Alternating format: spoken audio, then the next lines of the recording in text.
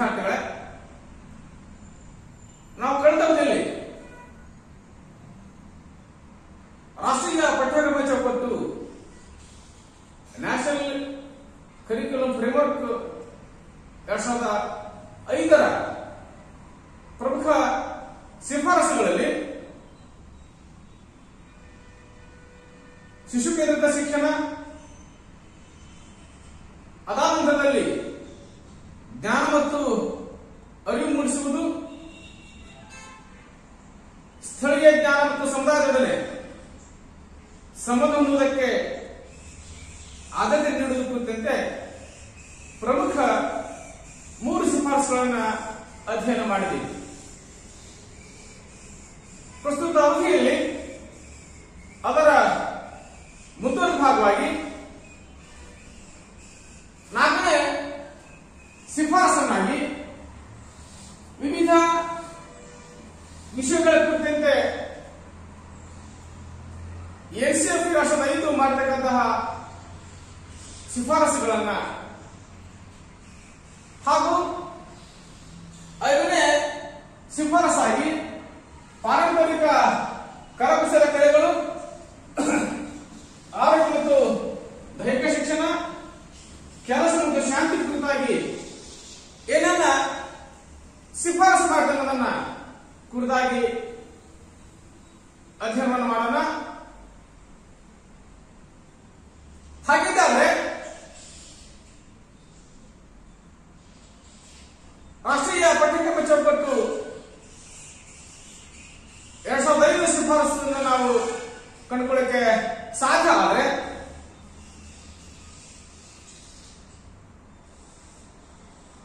ವಿವಿಧ ಶೈಕ್ಷಣಿಕ ಕ್ಷೇತ್ರಗಳನ್ನ ಶಿಫಾರಸು ಮಾಡತಕ್ಕಂತಹ NCERT ಏನಿದೆ ತನ್ನ ಶಿಫಾರಸುಗಳಿಗೆ ಸೈದ್ಧಾಂತಿಕ ಆಧಾರಗಳನ್ನ ಒದಗಿಸುವ ಮೂಲಕವಾಗಿ ಅದನ್ನ ಸಮರ್ಥನೆ ಮಾಡತಕ್ಕಂಥ ಕೆಲಸವನ್ನ ಮಾಡ್ತಾ ಹೋಗುತ್ತೆ. ಪ್ರಸ್ತುತ ಅವಧಿಯಲ್ಲಿ ಪ್ರಸ್ತುತ ದಿನಮಾನದ ಮಕ್ಕಳು ಎದುರಿಸತಕ್ಕಂತಹ ಒತ್ತಡವನ್ನ ಅನುಭವಿಸತಕ್ಕಂತಹ ಪ್ರೆಷರ್ ಏನಿದೆ, ಆ ಒತ್ತಡವನ್ನ, ಆ ಪ್ರೆಷರ್ ಅನ್ನ ಕಡಿಮೆ ಮಾಡತಕ್ಕಂಥ ನಿಟ್ಟಿನಲ್ಲಿ, ಆ ಸ್ಟ್ರೆಸ್ ಅನ್ನ ಕಡಿಮೆ ಮಾಡತಕ್ಕಂತಹ ನಿಟ್ಟಿನಲ್ಲಿ ಮತ್ತು ಶಿಕ್ಷಣವನ್ನು ಪ್ರಸ್ತುತ ದಿನಮಾನಗಳಿಗೆ ಅನುಗುಣವಾಗಿ ಮತ್ತು ಮಕ್ಕಳ ಭವಿಷ್ಯದ ಅಗತ್ಯತೆಗಳಿಗೆ ಅನುಗುಣವಾಗಿ ಸೂಕ್ತವಾಗಿ ಶಿಫಾರಸು ಮಾಡತಕ್ಕಂಥ ಕೆಲಸವನ್ನು ಮಾಡ್ತಾ ಹೋಗುತ್ತೆ. ಅದರಲ್ಲಿ ಪ್ರಮುಖವಾಗಿ ವಿವಿಧ ವಿಷಯಗಳ ಕುರಿತಾಗಿ NCERT 2005 ಮಾಡತಕ್ಕಂಥ ಶಿಫಾರಸನ್ನು ನಾವು ಕಂಡುಕೊಳ್ಳಕ್ಕೆ ಸಾಧ್ಯ ಆದರೆ ಮೊದಲನೇದಾಗಿ ಭಾಷೆ, ಅಂದ್ರೆ ಮಗುವಿನ ಶಿಕ್ಷಣ ಏನಿದೆ ಅದು ಮಾತೃಭಾಷೆ ಮೂಲಕ ಸಾಗಬೇಕು ಅಂತಕ್ಕಂಥದ್ದು NCERT 2005 ಪ್ರಮುಖ ಶಿಫಾರಸನ್ನು ನಾವು ನೋಡಬಹುದು.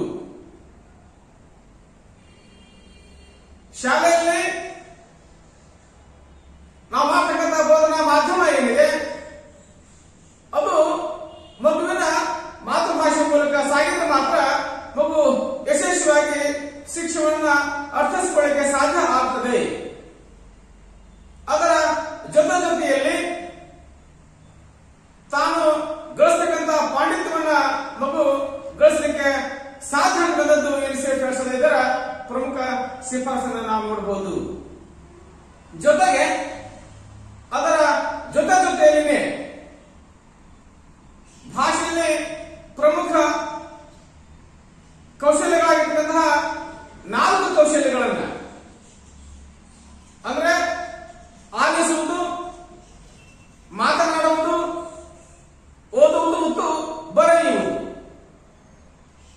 ಈ 4 ಸ್ಕಿಲ್ಸ್ಗಳನ್ನ, ಈ 4 ಕೌಶಲ್ಯಗಳನ್ನ ನಾವು ಮಕ್ಕಳಿಗೆ ಭಾಷೆಯಲ್ಲಿ ಕಲಿಸಿದ್ದೇ ಆದಾಗ ಅಥವಾ ಕಲಿಸಿದ್ದೇ ಆದ್ರೆ ಮಗು ತನ್ನ ಸಂಪೂರ್ಣ ವಿಕಾಸವನ್ನ, ತಾನು ಪಡ್ತಕ್ಕಂತಹ ಗುಣಮಟ್ಟದ ಶಿಕ್ಷಣ ಪಡೆಗಳಿಗೆ ಸಾಧ್ಯ ಆಗುತ್ತೆ ಅಂತಕ್ಕಂಥದ್ದು ನಮ್ದಾಗಿರುವಂತಹ NCF ನ ಪ್ರಮುಖ ಶಿಫಾರಸನ್ನು ನಾವು ಅಧ್ಯಯನ ಮಾಡಬಹುದು. ಹಾಗಾಗಿ ಮಗುವಿಗೆ ಭಾಷೆಯ ಕೌಶಲ್ಯಗಳಾಗಿರ್ತಕ್ಕಂತಹ ಆಲಿಸುವುದು, ಮಾತನಾಡುವುದು, ಓದುವುದು, ಬರೆಯುವುದು, ಈ 4 ಸ್ಕಿಲ್ಸ್ಗಳನ್ನ, 4 ಕೌಶಲ್ಯಗಳನ್ನ ನಾವು ಮಗುವಿಗೆ ಕಲಿಸಿದ್ರೆ ಮಾತ್ರ ಮಗುವಿನ ಸರ್ವಾಂಗೀಣ ವಿಕಾಸ ಆಗಲಿಕ್ಕೆ ಸಾಧ್ಯ ಆಗ್ತದೆ ಅನ್ನೋದನ್ನ ವಿಶೇಷವಾಗಿ ಅರ್ಥೈಸಬಹುದು. ಜೊತೆಗೆ ಮಗುವಿನ ಪರಿಸರದಲ್ಲಿನ ಆಡು ಭಾಷೆಯನ್ನು ನಾವು ಪ್ರೋತ್ಸಾಹ ಕೊಟ್ಟಿದ್ದೆ ಆದ್ರೆ, ಮಗುವಿನ ಮಾತೃಭಾಷೆಗೆ, ಮಗುವಿನ ಆಡು ಭಾಷೆಗೆ ನಾವು ಪ್ರೋತ್ಸಾಹ ಕೊಟ್ಟಿದ್ದೆ ಆದ್ರೆ ಮಗುವಿನ ಸಹಜ ವಿಕಾಸ ಮತ್ತು ಸಹಜ ಬೆಳವಣಿಗೆಯನ್ನು ನಾವು ನೋಡಬಹುದು ಅಂತಕ್ಕಂಥದ್ದು ನಮ್ದಾಗಿದ್ದಂತಹ NCF ನ ಪ್ರಮುಖ ಶಿಫಾರಸನ್ನು ನಾವು ಕಂಡುಕೊಳ್ಳಿಕ್ಕೆ ಪ್ರಯತ್ನ ಮಾಡ್ತಾ ಹೋಗ್ತೇವೆ. ಜೊತೆಗೆ ಮಗುವಿನ ಪೂರ್ವಜ್ಞಾನದಿಂದ ಕಲಿಸಿರ್ತಕ್ಕಂತಹ ಪದಗಳನ್ನ ಬಳಕೆ ಮಾಡ್ತಾ ಹೋಗುತ್ತೆ. ಮಗುವಿನ ಪ್ರೀವಿಯಸ್ ನಾಲೆಜ್ ಏನಿದೆ, ಮಗುವಿನ ಪೂರ್ವಜ್ಞಾನ ಏನಿದೆ, ಆ ಪೂರ್ವಜ್ಞಾನದ ಅನುಭವದ ಆಧಾರದ ಮೇಲೆ ಮಗು ಬಳಕೆ ಮಾಡತಕ್ಕಂತಹ ಪದಗಳನ್ನು ನಾವು ಕಂಡುಕೊಳ್ಳಕ್ಕೆ ಪ್ರಯತ್ನ ಮಾಡಬಹುದು. ಆ ಸಾಮರ್ಥ್ಯವನ್ನು ನಾವು ಉತ್ತಮಪಡಿಸಲಿಕ್ಕೆ ಸಾಧ್ಯ ಆಗ್ತದೆ. ಹಾಗಾಗಿ ಮಗುವಿನ ಪೂರ್ವಜ್ಞಾನದ ಆಧಾರದ ಮೇಲೆ ಬಳಕೆ ಮಾಡತಕ್ಕಂತಹ ಪದಗಳನ್ನ ಮಗು ಬಳಸಲಿಕ್ಕೆ ಸಮರ್ಥವಾಗಿರ್ತದೆ. ನಾವು ಆ ಪದಗಳನ್ನ, ಆ ಸಾಮರ್ಥ್ಯವನ್ನ ಉತ್ತಮಪಡಿಸಲಿಕ್ಕೆ ಸಾಧ್ಯ ಆಗುವುದು ಮತ್ತೊಂದು ಶಿಫಾರಸನ್ನು ನಾವು ನೋಡಬಹುದು. ಅದಾದ ನಂತರದಲ್ಲಿ ಪ್ರಧಾನ ವಿಷಯಗಳ ಮೂಲಕ ನಾವು ಮಗುವಿಗೆ ಭಾಷೆಯನ್ನು ಕಲಿಸಬಹುದು. ಕೇವಲ ಭಾಷೆಗಳಿಗೆ ಮಾತ್ರ ಅಲ್ಲದೆ ಬೇರೆ ಬೇರೆ ವಿಷಯಗಳನ್ನ ಮಗುವಿಗೆ ಪಾಠ ಮಾಡುವುದರ ಮೂಲಕವಾಗಿ, ಅಂದ್ರೆ ನಾವು ಲ್ಯಾಂಗ್ವೇಜ್ಗಳನ್ನ ಹೊರತುಪಡಿಸಿ ನಾವೇನು ಕೋರ್ಸ್ ಸಬ್ಜೆಕ್ಟ್ ಅಂತ ಕರಿತಾ ಹೋಗ್ತೀವಿ ಅಥವಾ ಕಾಂಬಿನೇಷನ್ಸ್ ನಾವೇನು ಕರಿತಾ ಹೋಗ್ತೀವಿ, ಈ ಕೋರ್ ಸಬ್ಜೆಕ್ಟ್ಗಳ ಮೂಲಕವಾಗಿ ಅಥವಾ ಇತರೆ ವಿಷಯಗಳನ್ನ ನಮ್ಮ ಮಕ್ಕಳಿಗೆ ಬೋಧನೆ ಮಾಡುವ ಮೂಲಕವಾಗಿ ಸಹಿತ ನಾವು ಭಾಷೆಯನ್ನ ಉತ್ತಮಪಡಿಸಲಿಕ್ಕೆ ಸಾಧ್ಯ ಅನ್ನೋದು NCF ನ ಪ್ರಮುಖ ಶಿಫಾರಸನ್ನು ಕಂಡುಕೊಳ್ಳಕ್ಕೆ ಸಾಧ್ಯ ಆಗುತ್ತೆ. ಹಾಗಾಗಿ ಭಾಷೆಯನ್ನು ನಾವು ಕಲಿಸಬೇಕಾದಾಗ ಇತರ ವಿಷಯಗಳ ಮೂಲಕ ಸಹಿತ ನಾವು ಮಕ್ಕಳಿಗೆ ಉತ್ತಮವಾದಂತಹ ಭಾಷೆಯನ್ನು ಕಲಿಸಲಿಕ್ಕೆ ಪ್ರಯತ್ನ ಮಾಡಬಹುದು. ತದನಂತರದಲ್ಲಿ ಮತ್ತೊಂದು ಶಿಫಾರಸನ್ನು ಕಂಡುಕೊಳ್ಳಕ್ಕೆ ಸಾಧ್ಯ ಆದರೆ ಮಗುವಿಗೆ ಭಾಷೆಯಲ್ಲಿ ತ್ರಿಭಾಷಾ ಸೂತ್ರವನ್ನ, ಮಗುವಿಗೆ ಭಾಷೆಯಲ್ಲಿ ತ್ರಿಭಾಷಾ ಸೂತ್ರವನ್ನ ಶಿಫಾರಸು ಮಾಡ್ತಾ ಹೋಗುತ್ತೆ. ಹಾಗಿದ್ದರೆ ತ್ರಿಭಾಷಾ ಸೂತ್ರ ಅಂದ್ರೆ ಏನು? ಕನಿಷ್ಠ ಪಕ್ಷ ಮಗು ತನ್ನ ಶಾಲಾ ಶಿಕ್ಷಣದಲ್ಲಿ 3 ಭಾಷೆಗಳನ್ನು ಕಲಿಯಲಿಕ್ಕೆ ಸಾಧ್ಯ ಆಗಿರ್ಬೇಕು ಅಂತ ಅವಕಾಶಗಳನ್ನು ಒದಗಿಸಿಕೊಡ್ಬೇಕು. ಅಂದ್ರೆ ಒಂದು ಮಗುವಿನ ಮಾತೃಭಾಷೆ, ಮತ್ತೊಂದು ಮಗುವಿನ ರಾಷ್ಟ್ರೀಯ ಭಾಷೆ, ಮತ್ತೊಂದು ಅಂತಾರಾಷ್ಟ್ರೀಯ ಭಾಷೆ. ಅಂದ್ರೆ ಒಂದು ನಮ್ಮ ರಾಜ್ಯದಲ್ಲಿ ಕಂಡುಕೊಳ್ಳಕ್ಕೆ ಸಾಧ್ಯ ಒಂದು ಕನ್ನಡ ಪ್ರಥಮ ಭಾಷೆ, ನಾವು ಕನ್ನಡವನ್ನ ಬೋಧನೆ ಮಾಡ್ತಾ ಹೋಗ್ತೀವಿ. 2ನೇ ಭಾಷೆನಾಗಿ ಆಂಗ್ಲ ಭಾಷೆಯನ್ನು ಇಂಗ್ಲಿಷ್ ಅನ್ನು ಮಕ್ಕಳಿಗೆ ಬೋಧನೆ ಮಾಡ್ತಾ ಹೋಗ್ತೀವಿ. 3ನೇ ಭಾಷೆಯನ್ನಾಗಿ ಥರ್ಡ್ ಲ್ಯಾಂಗ್ವೇಜ್ ಅನ್ನಾಗಿ ನಾವು ಹಿಂದಿಯನ್ನು ನಾವು ಬೋಧನೆ ಮಾಡ್ತಾ ಹೋಗ್ತೀವಿ. ನಮ್ಮ ರಾಜ್ಯದಲ್ಲಿ ಕನ್ನಡ ಮಾತೃಭಾಷೆ ಆಗಲಿಕ್ಕೆ ಸಾಧ್ಯ ಆಗುತ್ತೆ, ಇಂಗ್ಲಿಷು ಅಂತಾರಾಷ್ಟ್ರೀಯ ಭಾಷೆ ಆಗಲಿಕ್ಕೆ ಸಾಧ್ಯ ಆಗಿರುತ್ತೆ, ಹಿಂದಿ ರಾಷ್ಟ್ರೀಯ ಭಾಷೆ ಥರ್ಡ್ ಲ್ಯಾಂಗ್ವೇಜ್ ಅನ್ನು ಕಂಡುಕೊಳ್ಳಲಿಕ್ಕೆ ಸಾಧ್ಯ ಆಗ್ತದೆ. ಈ ಮೂರು ಭಾಷೆಗಳನ್ನ ಮಗು ಕಲಿಯಲಿಕ್ಕೆ ಸಮರ್ಥವಾಗಿದ್ದಾದ್ರೆ ಒಂದು ಮಗು ಜಗತ್ತಿನ ಯಾವುದೇ ಮೂಲೆಯಲ್ಲೂ ಸಹಿತ ತನ್ನ ಜೀವನವನ್ನು ಸಾಗಿಸಲಿಕ್ಕೆ ಸಮರ್ಥನಾಗ್ತಾನೆ ಅಂತಕ್ಕಂಥದ್ದು ಎನ್ಸಿಎಫ್ ನ ಪ್ರಮುಖ ಶಿಫಾರಸು. ಹಾಗಾಗಿ ನಾವು ಭಾಷೆನ ಕಂಡುಕೊಳ್ಳಕ್ಕೆ ಸಾಧ್ಯ ಆದ್ರೆ ತ್ರಿಭಾಷಾ ಸೂತ್ರವನ್ನ ಶಿಫಾರಸು ಮಾಡೋ ಕೆಲಸವನ್ನ ಎನ್ಸಿಎಫ್ 2005 ನಮಗೆ ಶಿಫಾರಸು ಮಾಡೋ ಕೆಲಸವನ್ನು ಸಹಿತ ಮಾಡ್ತಾ ಹೋಗುತ್ತದೆ.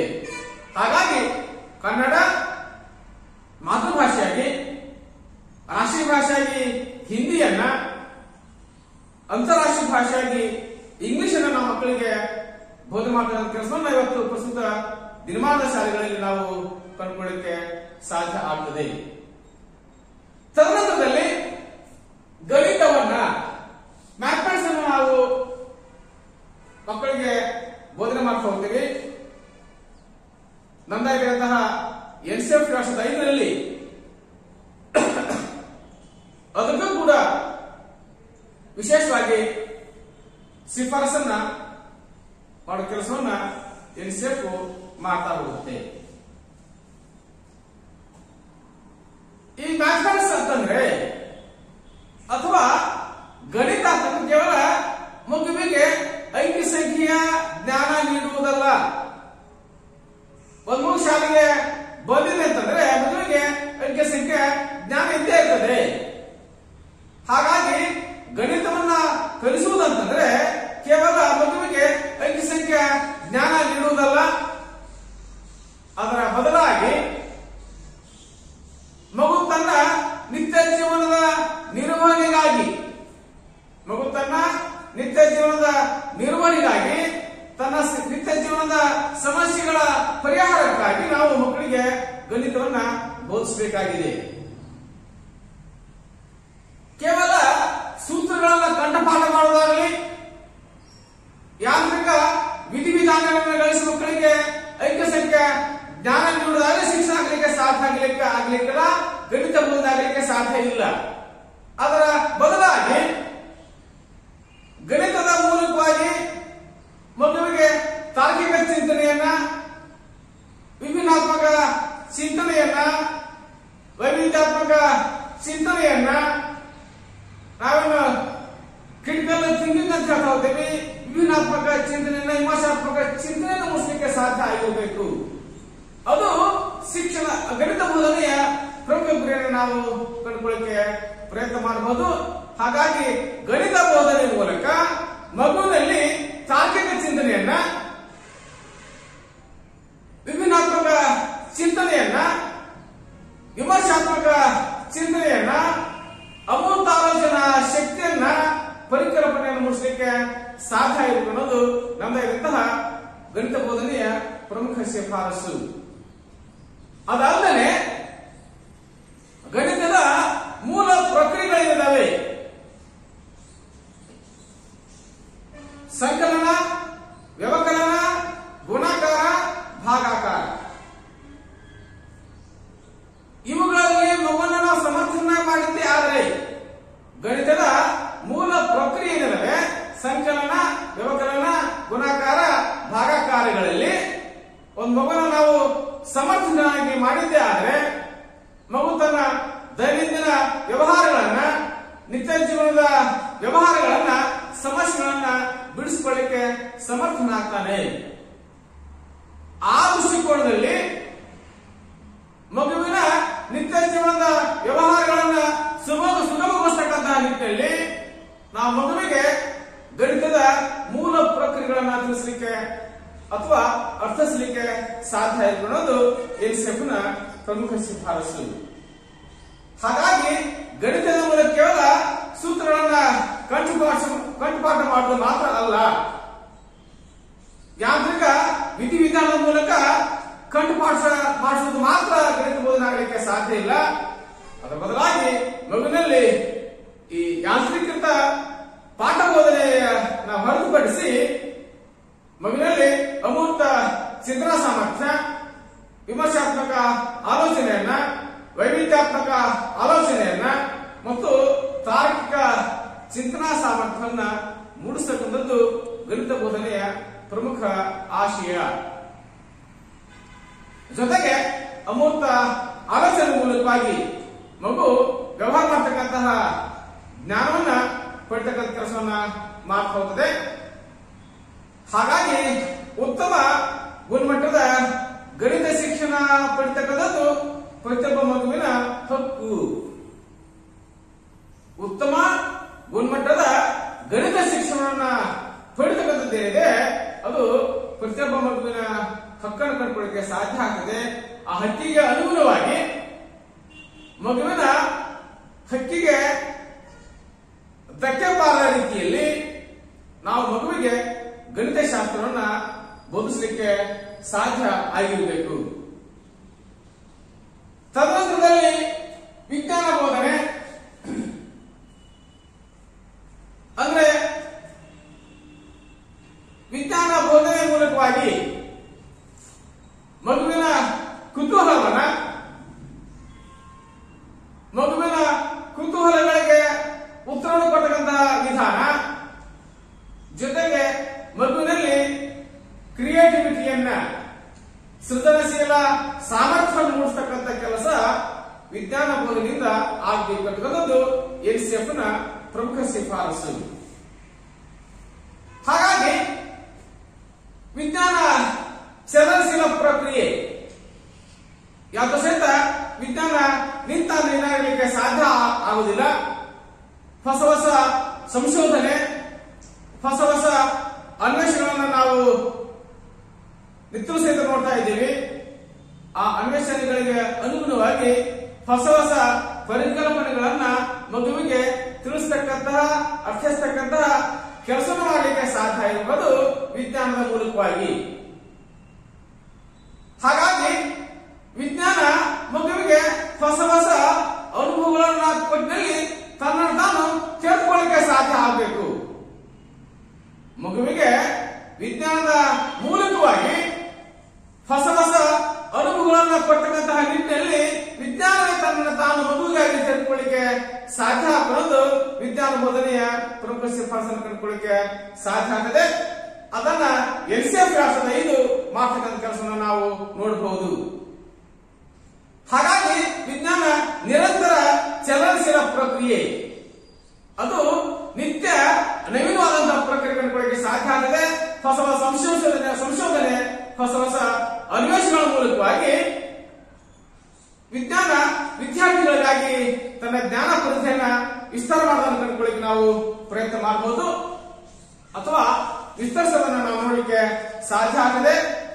ಹಾಗಾಗಿ ಹೊಸ ಹೊಸ ಅನುಭವಗಳನ್ನು ಮಗುವಿಗೆ ವಿಜ್ಞಾನ ಮೂಲಕ ಕೊಟ್ಟ ಕೆಲಸ ಮಾಡಲಿಕ್ಕೆ ಸಾಧ್ಯ ಆಗಿರಬೇಕು.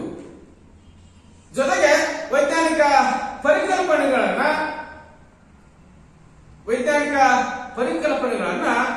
ಪ್ರಯೋಗಗಳ ಮೂಲಕವಾಗಿ ಮಗುವಿಗೆ ತಿಳಿಸ್ತಕ್ಕಂತಹ ಅರ್ಥಿಸ್ತಕ್ಕಂತಹ ಕುತೂಹಲಗಳಿಗೆ ಉತ್ತರವನ್ನು ಕೊಟ್ಟಂತ ಕೆಲಸ ಆಗಬೇಕು. ಅದು ವಿಜ್ಞಾನದ ಪ್ರಮುಖ ಕರ್ತವ್ಯ. ಇವತ್ತು ಒಟ್ಟಿಗೆ ಸೈನ್ಸ್ ಅಂದ್ಕೊಂಡ್ರೆ ಸೈನ್ಸ್ ಇದೆ, ಸಿಸ್ಟಮ್ಯಾಟಿಕ್ ಸ್ಟಡಿ ಅಂತ ಹೇಳ್ತಾ ವ್ಯವಸ್ಥಿತ ಜ್ಞಾನ ಅಲ್ವೇ? What is science? ಸೈನ್ಸ್ ಇದೆ, ಸಿಸ್ಟಮ್ಯಾಟಿಕ್ ಸ್ಟಡಿ ಅಂತ ಹೇಳ್ತಾ ಹೋಗ್ತೇವೆ ನಾವು. ಮಗುವಿಗೆ ವ್ಯವಸ್ಥಿತ ಜ್ಞಾನವನ್ನು ಕೊಟ್ಟಂತ ಪ್ರಕ್ರಿಯೆ, ಮಗುವಿನ ಸಂಶಯಗಳಿಗೆ ಉತ್ತರ ಕೊಡುವಂತ ಪ್ರಕ್ರಿಯೆ, ಮಗುವಿನ ಪ್ರಶ್ನೆಗಳಿಗೆ ಉತ್ತರವನ್ನು ಕೊಟ್ಟಂತ ಪ್ರಕ್ರಿಯೆ, ಸಮರ್ಥನೆ ಕೊಟ್ಟಂತ ಪ್ರಕ್ರಿಯೆ. ವಿಜ್ಞಾನ ಸಮರ್ಥನೆಯನ್ನು ಕೊಡ್ತಾ ಹೋಗುತ್ತದೆ, ಉತ್ತರವನ್ನು ಕೊಡ್ತಾ ಹೋಗುತ್ತೆ ಅನ್ನೋದನ್ನು ಕಂಡುಕೊಳ್ಳಿಕ್ಕೆ ಪ್ರಯತ್ನ ಮಾಡ್ತಾ ಹೋಗ್ತೀವಿ. ಹಾಗಾಗಿ ನಾವು ವಿಶೇಷವಾಗಿ ಚರ್ಚೆ ಮಾಡ್ತಾ ಹೋಗ್ತೀವಿ. ಮಗುವಿಗೆ ಪ್ರಯೋಗಗಳನ್ನ ಮಾಡುವ ಮೂಲಕ ವಿದ್ಯಾರ್ಥಿಯ ಕುತೂಹಲಗಳಿಗೆ ಉತ್ತರವನ್ನ ಸಮರ್ಥನೆಗಳನ್ನು ಕೊಟ್ಟಂತ ಕೆಲಸ ವಿಜ್ಞಾನದಿಂದ ಆಗಲಿಕ್ಕೆ ಸಾಧ್ಯ ಆಗಿರಬೇಕು. ಇನ್ನ ಪ್ರಯೋಗಗಳನ್ನ ಮಾಡುವ ಮೂಲಕವಾಗಿ ಮಗು ಇನ್ವಾಲ್ವ್ಮೆಂಟ್ ಆಗ್ತದೆ ಅಥವಾ ತನ್ನನ್ನು ತಾನು ಆ ಪ್ರಯೋಗದಲ್ಲಿ ತೊಡಗಿಸಿಕೊಳ್ಳುವ ಮೂಲಕ ತಾನು ಸಹಿತ ಪ್ರಯತ್ನವಾದಿ ಆಗ್ತದೆ. ವಿಜ್ಞಾನ ಬೋಧನೆ ಮೂಲಕ ಪ್ರಯೋಗಗಳನ್ನು ನಾವು ಮಾಡುವ ಮೂಲಕವಾಗಿ ವಿದ್ಯಾರ್ಥಿಯನ್ನ ನಾವು ತೊಡಗಿಸಿಕೊಳ್ಳುವ ಮೂಲಕವಾಗಿ ವಿದ್ಯಾರ್ಥಿ ಸ್ವಯಂ ಇಚ್ಛೆಯಿಂದ ಪ್ರಯೋಗದಲ್ಲಿ ತೊಡಗುವ ಮೂಲಕ ತಾನು ಕೂಡ ಕ್ರಿಯಾಶೀಲ ಪ್ರಜ್ಞೆಯನ್ನ, ಸೃಜನಾತ್ಮಕ ಚಿಂತನಾ ಸಾಮರ್ಥ್ಯವನ್ನ ಕ್ರಿಯೇಟಿವ್ ಕಾಂಪಿಟೆನ್ಸ್ ಅಂತ ಹೇಳ್ತಾ ಹೋಗ್ತೀವಿ ನಾವು. ಸೃಜನಶೀಲ ಸಾಮರ್ಥ್ಯ ಅಂತ ನಾವೇನು ತಿಂತ ಹೋಗ್ತೀವಿ ಅದನ್ನ ಉಳಿಸ್ಕೊಳ್ಳಿಕ್ಕೆ ನಮಗೆ ಸಾಧ್ಯ ಆಗ್ತದೆ. ಬೆಳಕಲ್ಲಿ 7 ಬಣ್ಣಗಳಿದ್ದಾವೆ ಅನ್ನೋದನ್ನ ನಾವು ಹೇಳ್ತಾ ಹೋಗ್ತೀವಿ ನಾವು. ಹಾಗಾಗಿ ಅದನ್ನ ಸಮರ್ಥಿಸಿಕೊಳ್ಳೋದಕ್ಕಾಗಿ ನಾವು ನ್ಯೂಟನ್ನ ಬಣ್ಣ ಚಕ್ರವನ್ನ ಪ್ರಯೋಗ ಮಾಡ್ತಾ ಹೋಗ್ತೀವಿ ನಾವು. ನ್ಯೂಟನ್ನ ಬಣ್ಣ ಚಕ್ರವನ್ನ ನಾವು ವೇಗವಾಗಿ ತಿರುಗಿಸಿದ್ದಾದ್ರೆ 7 ಬಣ್ಣಗಳು ಸೇರಿಕೊಂಡು ಬಿಳಿಯಾಗಿ ಕಾಣ್ತದೆ, ವೈಟ್ ಆಗಿ ಕಾಣ್ತದೆ. ಹಾಗೆಯೇ ಬೆಳಕಲ್ಲಿ 7 ಬಣ್ಣಗಳಿದ್ದಾವೆ. ಅದನ್ನು ಮಗುವಿಗೆ ಹೇಳಿ ನೀನು ಒಂದು ಬಣ್ಣದ ಚಕ್ರವನ್ನು ತಯಾರಿ ಮಾಡಿ ಅಂತಂದ್ರೆ ಮಗು ಅದನ್ನ ತಯಾರಿಸಿಕೊಂಡು ಬಂದಿದ್ರೆ ದಿಸ್ ಇಸ್ ಅ ಕ್ರಿಯೇಟಿವಿಟಿ. ಬೇರೆ ಏನೇನು ಅಲ್ಲ, ನೀ ಏನು ಮಾಡಕತ್ತಿಲ್ಲ. ವಿಜ್ಞಾನ ಬೋಧನೆ ಮೂಲಕವಾಗಿ ಬೆಳಕಲ್ಲಿ 7 ಬಣ್ಣಗಳಿದ್ದಾವೆ ಮಗುವಿಗೆ ತಿಳಿಸ್ತಕ್ಕಂಥ ಕೆಲಸ ಮಾಡಿ ಪ್ರಯೋಗವನ್ನು ಮಗುವಿಗೆ ಮಾಡಿದ್ದೆ ಆದ್ರೆ ಮಗು ಸಹಿತ ತಾನು ತನಗೆ ಲಭ್ಯವಿರುವಂತಹ ಬಣ್ಣಗಳನ್ನ ಸಂಗ್ರಹಿಸಿಕೊಂಡು ಒಂದು ರೆಡ್ ನಲ್ಲಿ ಅದನ್ನ ತಯಾರು ಮಾಡ್ಕೊಂಡು ಬರ್ತಕ್ಕಂಥ ಕೆಲಸವನ್ನು ಮಾಡ್ಕೊಂಡು ಹೋಗ್ತಾವೆ. This is a creativity. ಅದೇ ಸೃಜನಶೀಲತೆ, ಬೇರೆ ಏನೇನಲ್ಲ. ಮಗು ಹೊಸದನ್ನ ಸಂಶೋಧನೆ ಮಾಡಾಗತ್ತಿಲ್ಲ, ಹೊಸದನ್ನ ಅನ್ವೇಷಣೆ ಮಾಡ್ಕೊಂಡ ಅಗತ್ತಿಲ್ಲ. ತಾನು ಸಹಿತ ನ್ಯೂಟನ್ನ ಬಣ್ಣದ ಚಕ್ರ ಮಾಡೆಲ್ ಅನ್ನ ಮಾದರಿಯನ್ನ ತನ್ನ ಮನೆಯಲ್ಲಿ ಸ್ವತಃ ಕಷ್ಟಪಟ್ಟು ಮಗು ತಯಾರಿಸಿಕೊಂಡು ಬರುತ್ತೆ. ಹಾಗಾಗಿ ವಿಜ್ಞಾನ ಬೋಧನೆ ಮೂಲಕ ನಾವು ಮಗುವಿನ ಕುತೂಹಲಗಳಿಗೆ ಉತ್ತರ ಕೊಟ್ಟಂತಹ ಕೆಲಸ ಆಗಬೇಕು, ಸಮರ್ಥನೆಗಳನ್ನು ಕೊಟ್ಟಂತಹ ಕೆಲಸ ಆಗಬೇಕು. ಜೊತೆಗೆ ಮಗುವಿನಲ್ಲಿ ಸೃಜನಶೀಲ ಸಾಮರ್ಥ್ಯವನ್ನ, ರಚನಾತ್ಮಕ ಶಕ್ತಿಯನ್ನ ಹೆಚ್ಚಿಸಲಿಕ್ಕೆ ಸಾಧ್ಯ ಆಗಬೇಕು. ಅದೇ ವಿಜ್ಞಾನ ಬೋಧನೆಯ ಪ್ರಮುಖ ಉದ್ದೇಶ ಅನ್ನೋದನ್ನ ಎನ್ಸಿಎಫ್ ವಿಶೇಷವಾಗಿ ಶಿಫಾರಸನ್ನು ಮಾಡ್ತಾ ಹೋಗ್ತದೆ. ಇನ್ನ ಮಗುವಿಗೆ ಪರಿಕಲ್ಪನೆಗಳನ್ನು ತಿಳಿಸಬೇಕು, ಹೊಸ ಹೊಸ ಪರಿಕಲ್ಪನೆಗಳನ್ನ. ಹಾಗಿದ್ರೆ ನೀರು ಅಂತ ನಾವು ಹೇಳ್ತಾ ಹೋಗ್ತೀವಿ. ಮಗುವಿಗೆ ನೀರಿಗೆ ಒಂದು ನಿರ್ದಿಷ್ಟ ಪರಿಕಲ್ಪನೆ ಇದೆ. ನೀರಿಗೆ ನಿರ್ದಿಷ್ಟ ಆಕಾರ ಇಲ್ಲ, ಗಾತ್ರ ಇಲ್ಲ, ಬಣ್ಣ ಇಲ್ಲ, ರುಚಿ ಇಲ್ಲ. ನೀರನ್ನು ನೀವು ಯಾವ ಪಾತ್ರೆಯಲ್ಲಿ ಹಾಕ್ತಿರೋ ಆ ಪಾತ್ರೆಯ ಗಾತ್ರವನ್ನ, ಆಕಾರವನ್ನು ನೀರು ತಾಳುತ್ತದೆ. ಮಗುವಿಗೆ ಯಾವ ಬಣ್ಣ ಹಾಕ್ತೀಯ ಆ ಬಣ್ಣಕ್ಕೆ ನೀರು ತಿರುಗುತ್ತದೆ. ಮಗುವಿಗೆ ಯಾವ ರುಚಿಯನ್ನು ಹಾಕ್ತೀಯ ಆ ರುಚಿಯ ಹಾಗೆ ನೀರು ಬದಲಾಗಲಿಕ್ಕೆ ಸಾಧ್ಯ ಆಗ್ತದೆ. ಹಾಗಾಗಿ ನಾವು ಮಗುವಿಗೆ ಕೇಳಲಿಕ್ಕೆ ಸಾಧ್ಯ ಆಗಿರ್ಬೇಕು. ನೀರಿಗೆ ನಿರ್ದಿಷ್ಟ ಬಣ್ಣ ಇಲ್ಲ, ರುಚಿ ಇಲ್ಲ, ವಾಸನೆ ಇಲ್ಲ. ನೀನು ಯಾವುದೇ ರಾಸಾಯನಿಕ ವಸ್ತುವನ್ನು ಹಾಕ್ತೀಯ ಹಾಗೆ ನೀರು ಸ್ಮೆಲ್ ಅನ್ನ ತಾಳ್ತಾ ಹೋಗುತ್ತೆ. ಹಾಗಾಗಿ ನಾವು ಮಗುವಿಗೆ ಅದನ್ನ ಪ್ರಯೋಗಗಳ ಮೂಲಕ ತಿಳಿಸಲಿಕ್ಕೆ ಸಾಧ್ಯ ಆಗಿರಬೇಕು. ಇನ್ನ ಕ್ರಿಯೆ ಪ್ರತಿಕ್ರಿಯೆ ಒಂದೇ ಆಗಿರುತ್ತವೆ. ಹೇಳ್ತಾ ಹೋಗ್ತೀವಿ ನಾವು ನ್ಯೂಟನ್ನ ಇಫೆಕ್ಟ್ ಲಾದಲ್ಲಿ ಕ್ರಿಯೆ ಪ್ರತಿಕ್ರಿಯೆಗಳು ಯಾವಾಗಲೂ ಒಂದೇ ರೀತಿಯಾಗಿರುತ್ತವೆ. ಒಂದು ನಿಯಮ, ಇದನ್ನ ಮಗುವಿಗೆ ತೋರಿಸೋದು ಹಾಗೆ, ಎಕ್ಸಿಕ್ಯೂಟ್ ಮಾಡೋದು ಹಾಗೆ. ಒಂದು ಚೆಂಡನ್ನ ಜೋರಾಗಿ ಗೋಡೆಗೆ ಎಸೆದಾಗ ಚೆಂಡು ಎಷ್ಟು ವೇಗದಲ್ಲಿ ಹೋಗಿರುತ್ತದೆ ಅಷ್ಟು ವೇಗದಲ್ಲಿ ಪುನಃ ಬರುತ್ತೆ ಅಲ್ವೇ? ಹಾಗಾಗಿ ವಿಜ್ಞಾನ ಬೋಧನೆ ಮೂಲಕ ಮಗುವಿನ ಕುತೂಹಲಗಳಿಗೆ ಉತ್ತರವನ್ನ, ಸಮರ್ಥನೆಯನ್ನ ಕೊಟ್ಟಾಗ ಕೆಲಸ ಆಗಬೇಕು. ಅದರ ಜೊತೆಯಲ್ಲಿ ಪ್ರಯೋಗಗಳ ಮೂಲಕ ಮಗುವಿನಲ್ಲಿ ಸೃಜನಶೀಲ ಕ್ರಿಯಾಶೀಲ ಸಾಮರ್ಥ್ಯವನ್ನ ಉಂಟು ಮಾಡಲಿಕ್ಕೆ ಸಾಧ್ಯ ಆಗಿರಬೇಕು. ಇದು ವಿಜ್ಞಾನ ಬೋಧನೆಯ ಪ್ರಮುಖ ಶಿಫಾರಸನ್ನು ಕಂಡುಕೊಳ್ಳಿಕ್ಕೆ ನಾವು ಪ್ರಯತ್ನ ಮಾಡಬಹುದು. ಅದಾದ ನಂತರದಲ್ಲಿ ಸಮಾಜ ವಿಜ್ಞಾನ, ಇದು ಅತ್ಯಂತ ಪ್ರಮುಖವಾದದ್ದು.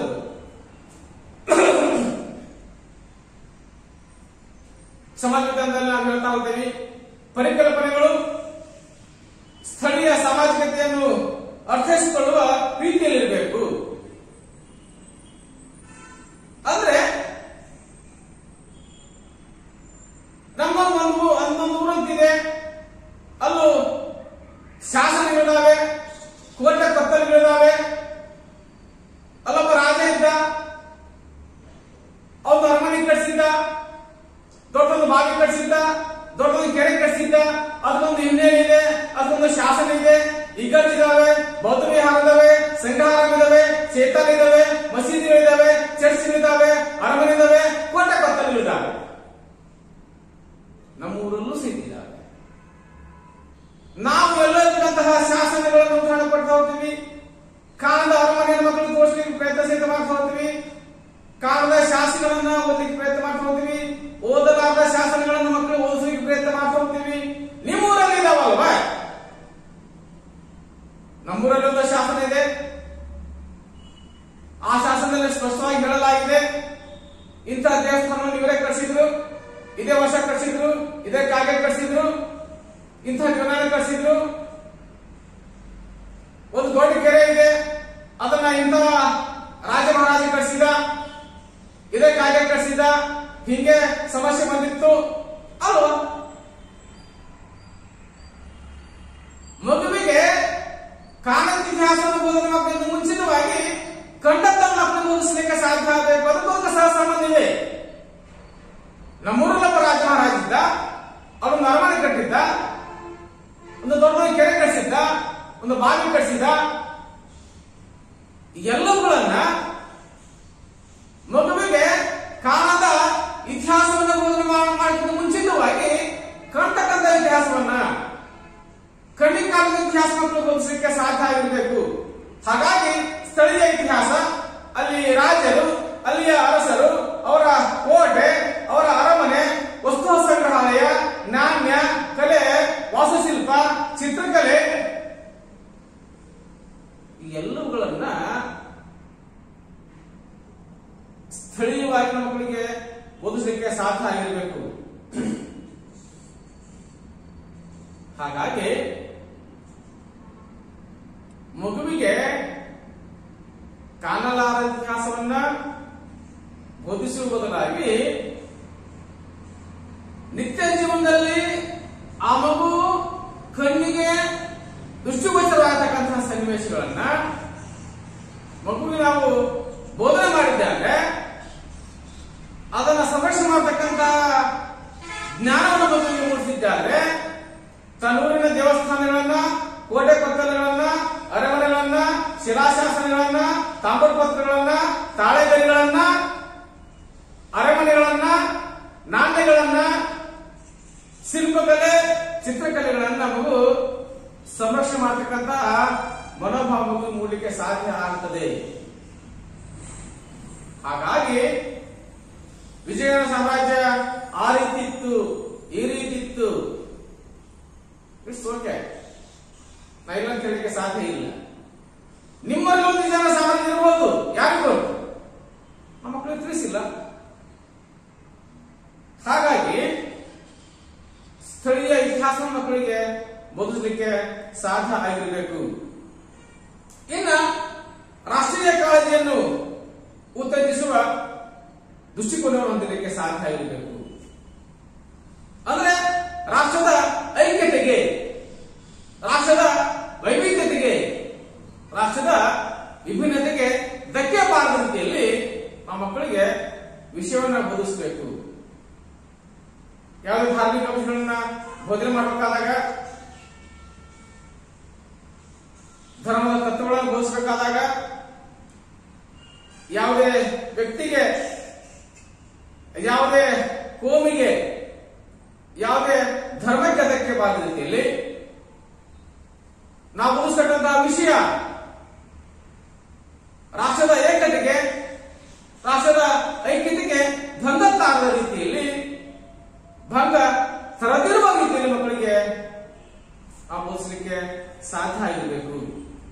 ಹಾಗಾಗಿ ರಾಷ್ಟ್ರದ ಐಕ್ಯತೆಗೆ, ರಾಷ್ಟ್ರದ ಏಕತೆಗೆ, ಒಂದು ದೇಶದ ವೈವಿಧ್ಯತೆಗೆ ಧಕ್ಕೆ ಬಾರದ ರೀತಿಯಲ್ಲಿ ರಾಷ್ಟ್ರೀಯ ಕಾಳಜಿಯನ್ನ ಉತ್ತೇಜಿಸತಕ್ಕಂತಹ ದೃಷ್ಟಿಕೋನವನ್ನ ಹೊಂದಿದಂತಹ ಸೋಷಿಯಲ್ ಸೈನ್ಸ್ ಇದೆ, ಸಮಾಜಶಾಸ್ತ್ರದಿಂದ ಹೊಂದಲಿಕ್ಕೆ ಸಾಧ್ಯ ಆಗಿರಬೇಕು. ಇನ್ನು ಸ್ಥಳೀಯ ಆಡಳಿತ ಹಾಗೂ ಸಂಘ ಸಂಸ್ಥೆಗಳ ಬಗ್ಗೆ ಮಾಹಿತಿಯನ್ನು ತಿಳಿಸಬೇಕು. ಸ್ಥಳೀಯ ಆಡಳಿತ ಅಂತಂದ್ರೆ ಗ್ರಾಮ ಪಂಚಾಯತಿ, ತಾಲೂಕಾ ಪಂಚಾಯತಿ ಮತ್ತು ಜಿಲ್ಲಾ ಪಂಚಾಯತಿ ಸ್ಥಳೀಯ ಸಂಸ್ಥೆಗಳು, ಸಂಘ ಸಂಸ್ಥೆಗಳು. ಹಾಗಿದ್ದಾದ್ರೆ ನಮಗೆ ನಮ್ಮೂರು ಗ್ರಾಮ ಪಂಚಾಯತಿ ಸದಸ್ಯನ ಕರ್ತವ್ಯ ಗೊತ್ತಿಲ್ಲ. ನಾವು ವಿಚಾರ ಮಾಡ್ತಾ ಹೋಗ್ತೀವಿ, ನಮ್ಮ ಶಾಸಕ ಸರಿ ಇಲ್ಲ, ನಮ್ಮ ಸಂಸತ್ ಸದಸ್ಯ ಸರಿ ಇಲ್ಲ, ಅವ್ರು ರಾಕೆ ಮಾಡಿದ್ದು ಯಾರು? ನಾವು ತಾನೆ. ಹಾಗಾಗಿ ಸ್ಥಳೀಯ ಸಂಸ್ಥೆಗಳ, ಸಂಘ ಸಂಸ್ಥೆಗಳ ಮಾಹಿತಿಯನ್ನು ಗುರುತಿಸಲಿಕ್ಕೆ ಸಾಧ್ಯ ಇರಬೇಕು. ಒಂದು ಗ್ರಾಮ ಪಂಚಾಯತಿ ಕರ್ತವ್ಯಗಳೇನು, ಅದರ ಜವಾಬ್ದಾರಿಗಳೇನು, ಒಂದು ತಾಲೂಕು ಪಂಚಾಯತಿ ಕರ್ತವ್ಯದ ಜವಾಬ್ದಾರಿಗಳೇನು, ಒಂದು ಜಿಲ್ಲಾ ಪಂಚಾಯತಿ ಜವಾಬ್ದಾರಿ ಮತ್ತು ಕರ್ತವ್ಯಗಳೇನು ಅನ್ನೋದನ್ನ ಮಕ್ಕಳಿಗೆ ತಿಳಿಸ್ತಕ್ಕಂತಹ ಕೆಲಸ ಮಾಡಲಿಕ್ಕೆ ಸಾಧ್ಯ ಇರಬೇಕು. ಜೊತೆಗೆ ವಾಸ್ತವಿಕತೆಗಳ ಸಾಮಾಜಿಕ ಮೌಲ್ಯಗಳ ಬಗ್ಗೆ ಪರಸ್ಪರ ನಂಬಿಕೆ, ಗೌರವ, ಸಹಕಾರ ಮುಂತಾದ ಮೌಲ್ಯಗಳನ್ನ ಅರಿಯಬೇಕು. ಹಾಗಾದರೆ ಈ ಸೋಷಿಯಲ್ ವ್ಯಾಲ್ಯೂಸ್ ಅಂತ ಹೇಳ್ತಾ ಹೋದ್ವಿ ನಾವು. ಒಂದು ಸಮಾಜ ಸಮೃದ್ಧವಾಗಿ, ಸುಭಿಕ್ಷವಾಗಿ, ಸಾಮರಸ್ಯದಿಂದ ಬದುಕಲಿಕ್ಕೆ ಸಾಧ್ಯ ಆಗತಕ್ಕಂತಹ ಸೋಷಿಯಲ್ ವ್ಯಾಲ್ಯೂಸ್ ಮಕ್ಕಳಿಗೆ ಬೋಧಿಸಬೇಕು. ಒಂದು ಸಮಾಜ ಸಮೃದ್ಧವಾಗಿ, ಸುಭಿಕ್ಷವಾಗಿ, ಸಾಮಾಜಿಕ ಸಾಮರಸ್ಯದಿಂದ ಬದುಕಲಿಕ್ಕೆ ಅತ್ಯಂತ ಅಗತ್ಯವಾಗಿರ್ತಕ್ಕಂತಹ ಸೋಷಿಯಲ್ ವ್ಯಾಲ್ಯೂಸ್ಗಳನ್ನ, ಸಾಮಾಜಿಕ ಮೌಲ್ಯಗಳನ್ನ ಮಕ್ಕಳಿಗೆ ಬೋಧಿಸಲಿಕ್ಕೆ ಸಾಧ್ಯ ಆಗಿರಬೇಕು. ಹಾಗಾಗಿ ಪರಸ್ಪರ ನಂಬಿಕೆ, ನಾವು ಬಿಲೂನೆಸ್ ಅಂತ ಹೇಳ್ತಾ ಹೋಗ್ತೇವೆ, ನಾವು ಪರಸ್ಪರ ನಂಬಿಕೆ, ಇನ್ನ ಗೌರವ, ರಿಸ್ಪೆಕ್ಟ್ ಅಂತ ಹೇಳ್ತಾ ಹೋಗ್ತೇವೆ ನಾವು. ಜೊತೆಗೆ ಸಹಕಾರ, ಕೋಆಪರೇಷನ್, ಇವುಗಳನ್ನ ಅತ್ಯಂತ ಯಶಸ್ವಿಯಾಗಿ ಮಕ್ಕಳಿಗೆ ಬೋಧಿಸಲಿಕ್ಕೆ ಸಾಧ್ಯ ಆಗಿರಬೇಕು. ಜೊತೆಗೆ ವಾಸ್ತವತೆಗಳನ್ನು ವಿಮರ್ಶಾತ್ಮಕತೆಯಿಂದ ವಿಶ್ಲೇಷಣೆ ಮಾಡತಕ್ಕಂತಹ ಸಾಮರ್ಥ್ಯ ಬಳಸಬೇಕು. ಹಾಗಿದ್ದರೆ ಲಿಂಗ ಸೂಕ್ಷ್ಮತೆ, ಸಾಮಾಜಿಕ ವರ್ಗ, ಸಾಮಾಜಿಕ ವರ್ಣ, ಅಸಮಾನತೆ, ಪರಿಶಿಷ್ಟ ಜಾತಿ, ಪರಿಶಿಷ್ಟ ಪಂಗಡ, ಅಲ್ಪಸಂಖ್ಯಾತರು, ಭಾಷಾ ಅಲ್ಪಸಂಖ್ಯಾತರು, ಅದಕ್ಕೆ ಕಾರಣಗಳು, ಅವರ ಸಮಸ್ಯೆಗಳು, ಅದಕ್ಕೆ ಪರಿಹಾರಗಳು. ಹಾಗಾಗಿ ಎಲ್ಲವುಗಳನ್ನ ನಾವು ಆದಷ್ಟು ಮಟ್ಟಿಗೆ ಮಕ್ಕಳಿಗೆ ಅರ್ಥೈಸ್ತಕ್ಕಂತಹ ಕೆಲಸವನ್ನು ಮಾಡಲಿಕ್ಕೆ ಸಾಧ್ಯ ಆಗಿರಬೇಕು. ಹಾಗಾಗಿ ವಾಸ್ತವತೆಗಳನ್ನ ಪ್ರಸ್ತುತ ಅವಧಿಯಲ್ಲಿ ಇರತಕ್ಕಂತಹ ವಾಸ್ತವ ಚಿತ್ರಣವನ್ನ, ಅದರ ಸಮಸ್ಯೆಗಳನ್ನ, ಅದಕ್ಕಿರ್ತಕ್ಕಂತಹ ಪರಿಹಾರಗಳನ್ನ ಆ ಮಕ್ಕಳಿಗೆ ತಿಳಿಸ್ತಕ್ಕಂಥ ಕೆಲಸ ಮಾಡಲಿಕ್ಕೆ ಸಾಧ್ಯ ಇರಬೇಕು. ಲಿಂಗ ಸೂಕ್ಷ್ಮತೆ ಅಂದ್ರೆ ಹೆಣ್ಣು ಮತ್ತು ಗಂಡಿನ ಸಾಮರ್ಥ್ಯದಲ್ಲಿರ್ತಕ್ಕಂತಹ ವ್ಯತ್ಯಾಸ, ಲಿಂಗ ಸೂಕ್ಷ್ಮತೆ ನಾವು ಕಲಿತಾ ಹೋಗ್ತೀವಿ. ಹಾಗಾಗಿ ಹೆಣ್ಣು ಮತ್ತು ಗಂಡಿನಲ್ಲಿರ್ತಕ್ಕಂತಹ ಸಾಮರ್ಥ್ಯ ಏನಿದೆ, ಅದರಲ್ಲಿರ್ತಕ್ಕಂತಹ ವ್ಯತ್ಯಾಸ ಏನಿದೆ, ಡಿಫ್ರೆನ್ಸಿಯೇಷನ್ ಏನಿದೆ, ಅದನ್ನು ನಾವು ಲಿಂಗ ಸೂಕ್ಷ್ಮತೆ ಕಲಿಕೊಳ್ಳಿಕ್ಕೆ ಸಾಧ್ಯ ಆಗದೆ.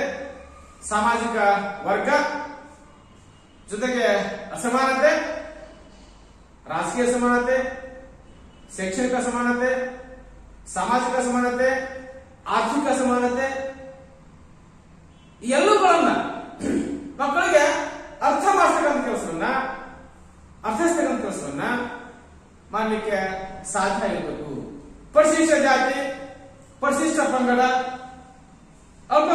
ಅಲ್ಪಸಂಖ್ಯಾತರು, ಭಾಷಾ ಅಲ್ಪಸಂಖ್ಯಾತರು, ಅದಕ್ಕೆ ಕಾರಣಗಳೇನು, ಈ ಎಲ್ಲ ವರ್ಗಗಳು ಹಿಂದುಳಿದಕ್ಕೆ ಕಾರಣಗಳೇನು, ಸಮಸ್ಯೆಗಳೇನು, ಪರಿಹಾರಗಳೇನು, ಅವ್ರಂತಹ ಅವಕಾಶಗಳೇನು, ಸೌಲಭ್ಯಗಳೇನು ಅನ್ನೋದನ್ನ ನಮ್ಮ ಮಕ್ಕಳಿಗೆ ತಿಳಿಸ್ಲಿಕ್ಕೆ ಸಾಧ್ಯ ಆಗಿರಬೇಕು. ಜೊತೆಗೆ ನಮ್ದಾಗಿರ್ತಕ್ಕಂತಹ ಪ್ರಜಾಪ್ರಭುತ್ವ ಮೌಲ್ಯ ಆಗಿರ್ತಕ್ಕಂತಹ ಸಮಾನತೆ, ಸ್ವಾತಂತ್ರ್ಯ, ಭ್ರಾತೃತ್ವ, ಸಾಮಾಜಿಕ ನ್ಯಾಯ, ಜಾತ್ಯತೀತತೆ, 5 pillars of the Indian constitution ಅಂತ ಹೇಳ್ತಾ ಹೋಗ್ತೀವಿ ನಾವು. ಸಂವಿಧಾನದ 5 ಆಧಾರ ಸ್ತಂಭಗಳಿದ್ದಾವೆ. ಇವುಗಳಿಗೆ ಧಕ್ಕೆ ಬಾರದ ರೀತಿಯಲ್ಲಿ ನಾವು ಮಗುವಿಗೆ ಸಮಾಜ ವಿಜ್ಞಾನವನ್ನು ಬೋಧಿಸತಕ್ಕಂತಹ ಕೆಲಸ ಮಾಡಲಿಕ್ಕೆ ಸಾಧ್ಯ ಆಗಿರಬೇಕು.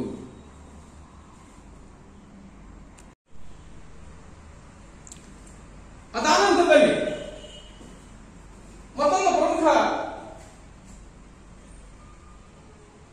ಶಿಫಾರಸನ್ನು ತಿಳ್ಕೊಳ್ಳಿಕ್ಕೆ ಸಾಧ್ಯ ಆದರೆ ಪಾರಂಪರಿಕ ಕರಕುಶಲ ಕಲೆಗಳು, ಆರೋಗ್ಯ ಮತ್ತು ದೈಹಿಕ ಶಿಕ್ಷಣ, ಕೆಲಸ ಮತ್ತು ಶಾಂತಿ,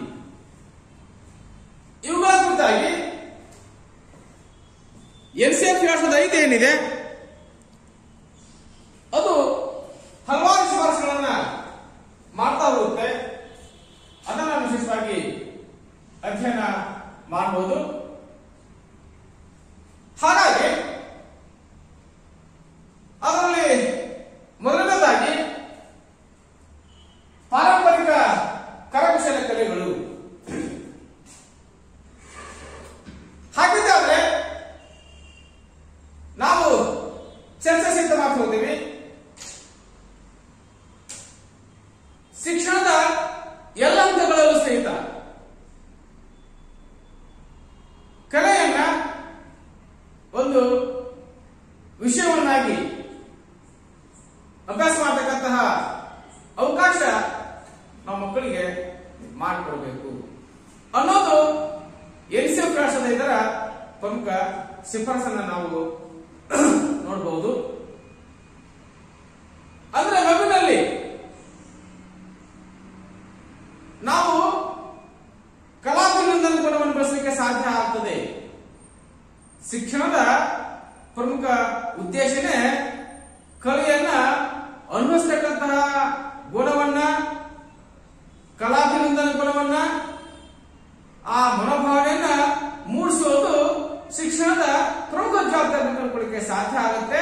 ಹಾಗಾಗಿ ಕಲೆಯನ್ನು ಸಹಿತ ಒಂದು ಶಿಕ್ಷಣದ ಎಲ್ಲ ಹಂತಗಳಲ್ಲಿ ಒಂದು ವಿಷಯವನ್ನಾಗಿ ರೂಪಿಸತಕ್ಕಂತಹ ಕೆಲಸವನ್ನ ಮಾಡಲಿಕ್ಕೆ ಸಾಧ್ಯ ಆಗ್ತಕ್ಕಂಥದ್ದು ನಮ್ದಾಗಿದ್ದಂತಹ NCERT 2005 ಪ್ರಮುಖ ಶಿಫಾರಸನ್ನ ನಾವು ನೋಡಬಹುದು. ಹಾಗಾಗಿ ಪಾಠದ ಜೊತೆಯಲ್ಲಿ ಕಲೆಯನ್ನು ಸಹಿತ ಮಗುವಿಗೆ ಬೋಧನೆ ಮಾಡತಕ್ಕಂತಹ ಅವಕಾಶವನ್ನ, ಒಂದು ಆಪ್ಷನ್ ಕೊಡಲಿಕ್ಕೆ ಸಾಧ್ಯ ಆಗಿರಬೇಕು. ಈ ಕಲಾ ಪ್ರಕಾರಗಳಲ್ಲಿ ಅದರಿಂದ ಪ್ರಮುಖವಾಗಿ 4 ಪ್ರಕಾರಗಳನ್ನ ಶಿಫಾರಸು ಮಾಡ್ತಿರುತ್ತೆ NCERT ನಾವು ನೋಡಬಹುದು. ಅದರಲ್ಲಿ ಸಂಗೀತ, ನೃತ್ಯ, ದೃಶ್ಯ ಕಲೆಗಳು ಮತ್ತು ರಂಗಕಲೆ. ಪ್ರಸ್ತುತ ದಿನಮಾನಗಳಲ್ಲಿ ಸರ್ಕಾರ ಎಲ್ಲ ಸರ್ಕಾರಿ ಮತ್ತು ಒಳಾಡಳಿತ ಶಾಲೆಗಳಲ್ಲಿ ಸಂಗೀತ ಶಿಕ್ಷಕರನ್ನ ಸರ್ಕಾರ ನೇಮಿಸ್ತಾ ಇದೆ. ನಾಟಕ ಶಿಕ್ಷಕರನ್ನ ಸರ್ಕಾರ ನೇಮಿಸ್ತಾ ಇದೆ. ಚಿತ್ರಕಲಾ ಶಿಕ್ಷಕರನ್ನ ಸರ್ಕಾರ ನೇಮಿಸ್ತಾ ಇದೆ. ಕಾರಣ ಏನು? ಮಗುವಿನಲ್ಲಿ ಕಲಾಭಿನಂದನ ಗುಣವನ್ನು ಬೆಳೆಸತಕ್ಕಂಥದ್ದು. ಆ ಮೂಲಕ ಮಗುವಿನಲ್ಲಿರ್ತಕ್ಕಂಥ ಪ್ರತಿಭೆಯನ್ನ ಪ್ರತಿಯೊಬ್ಬ ಮಗು ಸಹಿತ ಒಂದು ಕಲಾ ಪ್ರಕಾರದಲ್ಲಿ ತನ್ನ ಪ್ರಾವೀಣ್ಯ ಹೊಂದಲಿಕ್ಕೆ ಸಾಧ್ಯ ಆಗಿರುತ್ತದೆ. ಅದನ್ನ ಹೊರಹಾಕಲಿಕ್ಕಾಗಿ, ಅದನ್ನ ಅಭಿವೃದ್ಧಿಪಡಿಸತಕ್ಕಂತಹ ಅಭಿವೃದ್ಧಿಗಾಗಿ ಮಗು ಕಾಯ್ತಾ ಇರುತ್ತೆ. ಅಂತಹ ಕೆಲಸವನ್ನ ಎಲ್ಲಾ ಶಾಲೆಗಳು ಮಾಡಲಿಕ್ಕೆ ಸಾಧ್ಯ ಇರಬೇಕು. ಹಾಗಾಗಿ ಸಂಗೀತ, ನೃತ್ಯ, ದೃಶ್ಯಕಲೆಗಳು ಮತ್ತು ರಂಗಕಲೆ ಇವುಗಳನ್ನ ಸಾಧಾರಣ ಮಟ್ಟಿಗೆ ಶಿಕ್ಷಣದ ಎಲ್ಲ ಹಂತಗಳು ಸಹಿತ ಮಕ್ಕಳಿಗೆ ಬೋಧಿಸಲಿಕ್ಕೆ ಸಾಧ್ಯ ಆಗಿರಬೇಕು. ಕಲಾ ಶಿಕ್ಷಣದ ಪ್ರಮುಖ ಉದ್ದೇಶ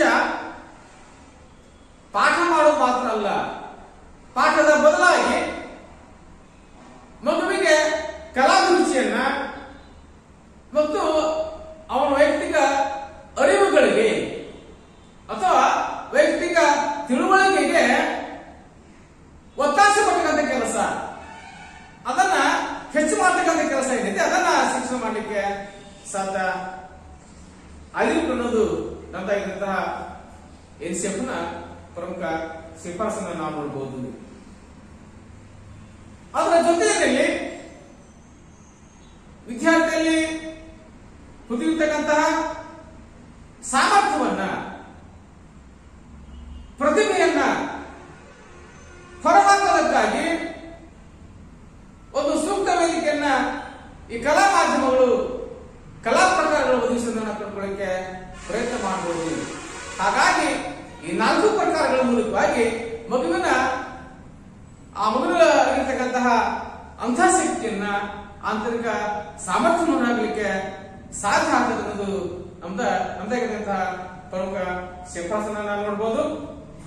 ಜೊತೆಗೆ ಆ ಮಗು ತನ್ನಿರ್ತಕ್ಕಂತಹ ಕಲಾ ಪ್ರಕಾರವನ್ನ ಅಭಿವ್ಯಕ್ತಗೊಳಿಸತಕ್ಕಂತಹ ಸಾಮರ್ಥ್ಯವನ್ನು ಬಳಸಿಕೊಳ್ಳಿಕ್ಕೆ ಸಾಧ್ಯ ಆಗ್ತದೆ. ಹಾಗಾಗಿ ಪರಸ್ಪರ ವಿನಿಮಯದ ರೂಪದಲ್ಲಿ ಶಿಕ್ಷಣಕ್ಕೆ ಹೆಚ್ಚಿನ ಒತ್ತು ಕೊಡಲಿಕ್ಕೆ ಕೊಡ್ತಕ್ಕಂಥ ಕೆಲಸವನ್ನ ಮಾಡಲಿಕ್ಕೆ ಪ್ರಯತ್ನಶೀಲ ಮಾಡ್ತಾ ಹೋಗಬೇಕು ಅನ್ನೋದು ನಮ್ಮದಾಗಿದ್ದಂತಹ NCF ನ ಪ್ರಮುಖ ಶಿಫಾರಸನ್ನ ನಾವು ನೋಡಬಹುದು. ಹಾಗಾಗಿ ಎಲ್ಲ ಶಾಲೆಗಳಲ್ಲೂ ಪ್ರತಿಭಾ ಕಾರಂಜಿಗಳನ್ನು ಕಂಡುಕೊಳ್ಳಕ್ಕೆ ಸಾಧ್ಯ ಆಗ್ತದೆ. ಜೊತೆಗೆ ನಮ್ಮದಾಗಿದ್ದಂತಹ ಸಾಂಸ್ಕೃತಿಕ ಚಟುವಟಿಕೆಗಳನ್ನ, ಸಾಂಸ್ಕೃತಿಕ ವಿಭಾಗ ಮಾಡಲು ಕಂಡುಕೊಳ್ಳಕ್ಕೆ ಸಾಧ್ಯ ಆಗ್ತದೆ.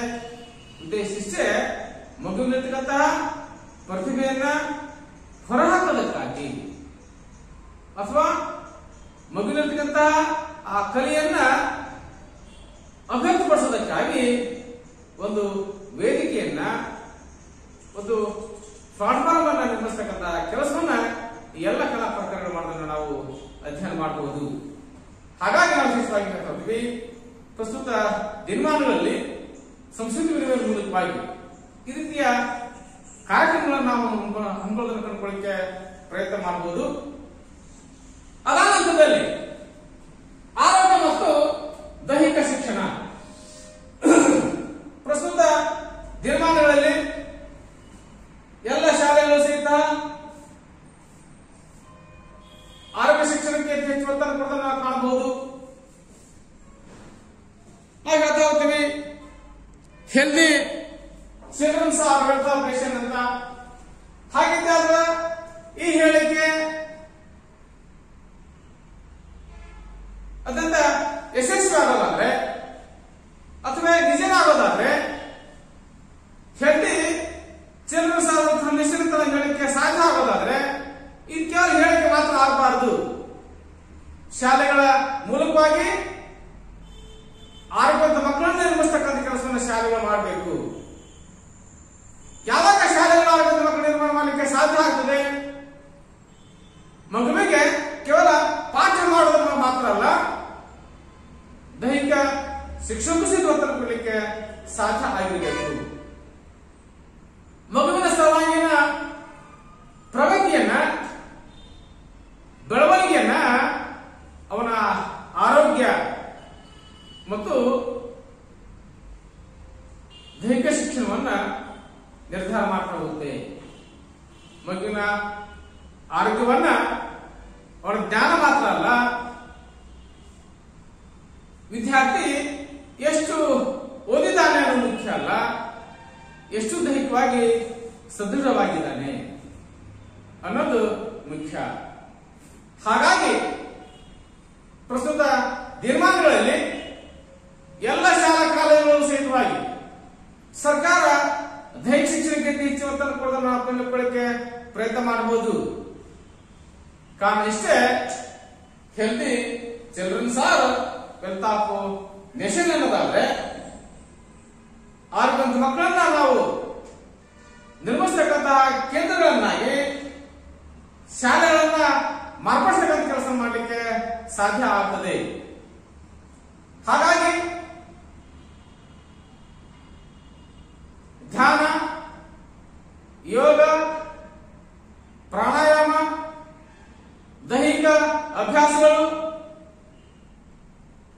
ಮತ್ತೆ ಹೆಲ್ತಿ ಹ್ಯಾಬಿಟ್ಸ್ ಗಳನ್ನ, ಆರೋಗ್ಯಕರ ಅಭ್ಯಾಸಗಳ ಬಗ್ಗೆ ನಾವು ರೂಢಿ ಮಾಡಿಸುವ ಮೂಲಕವಾಗಿ ಒಂದು ಮಗುವಿನ ಆರೋಗ್ಯವನ್ನು ಕಾಪಾಡತಕ್ಕಂತಹ, ಆ ಮಗುವಿನ ಸರ್ವಾಂಗೀಣ ಬೆಳವಣಿಗೆ ಮಾಡತಕ್ಕಂಥ ಕೆಲಸವನ್ನ ಶಾಲೆಗಳ ಮೂಲಕ ಮಾಡಲಿಕ್ಕೆ ಸಾಧ್ಯ ಆಗಿರಬೇಕು. ಹಾಗಾಗಿ ನಂದಾಗಿರುವಂತಹ ಏನು ಯೋಗ ಶಿಕ್ಷಣ ಏನಿದೆ ಇದು ವಿಶ್ವಮಾನ್ಯವಾಗಿ ಕಂಡುಕೊಳ್ಳಕ್ಕೆ ಪ್ರಯತ್ನ ಮಾಡಬಹುದು. ಜೂನ್ 21 ನಾವು ವಿಶ್ವ ಯೋಗ ದಿನವನ್ನಾಗಿ ಆಚರಣೆ ಮಾಡ್ತಿದ್ದೀವಿ. ನಮ್ಮ ಋಷಿ ಮುನಿಗಳನ್ನ ಅನುಸರಿಸ್ತಾ ಇದ್ರು, ಅದನ್ನು ಸಹಿತ ಇವತ್ತು ಅನುಸರಿಸ್ತಾ ಇದೆ. ಹಾಗಾಗಿ ಶಾಲಾ ಶಿಕ್ಷಣದ ಜೊತೆಯಲ್ಲಿ ಅದಕ್ಕೆ ಸಮಾನವಾಗಿ ಯೋಗ, ಧ್ಯಾನ ಮತ್ತು ಪ್ರಾಣಾಯಾಮಗಳನ್ನ ಜೊತೆಗೆ ಆರೋಗ್ಯಕರ ಅಭ್ಯಾಸಗಳನ್ನ ಮಗುವಿಗೆ ರೂಢಿಸ್ತಕ್ಕಂತಹ ಕೆಲಸ ಆಗಲಿಕ್ಕೆ ಸಾಧ್ಯ ಆಗಿರಬೇಕು ಅನ್ನೋದು ಎನ್ಸಿಎಫ್ ನ ಪ್ರಮುಖ ಶಿಫಾರಸನ್ನ ಕಂಡುಕೊಳ್ಳಕ್ಕೆ ಪ್ರಯತ್ನ ಮಾಡಬಹುದು. ಅದರ ಜೊತೆಗೆ ಮಗುವಿಗೆ ಉತ್ತಮ ಆರೋಗ್ಯಕ್ಕೆ ಕೇವಲ ಯೋಗ, ಧ್ಯಾನ, ಪ್ರಾಣಾಯಾಮ ಕಾಣಲಿಕ್ಕೆ ಸಾಧ್ಯ ಆಗುವುದಿಲ್ಲ. ಮಗುವಿಗೆ ಪೌಷ್ಟಿಕ ಆಹಾರಕ್ಕಾಗಿ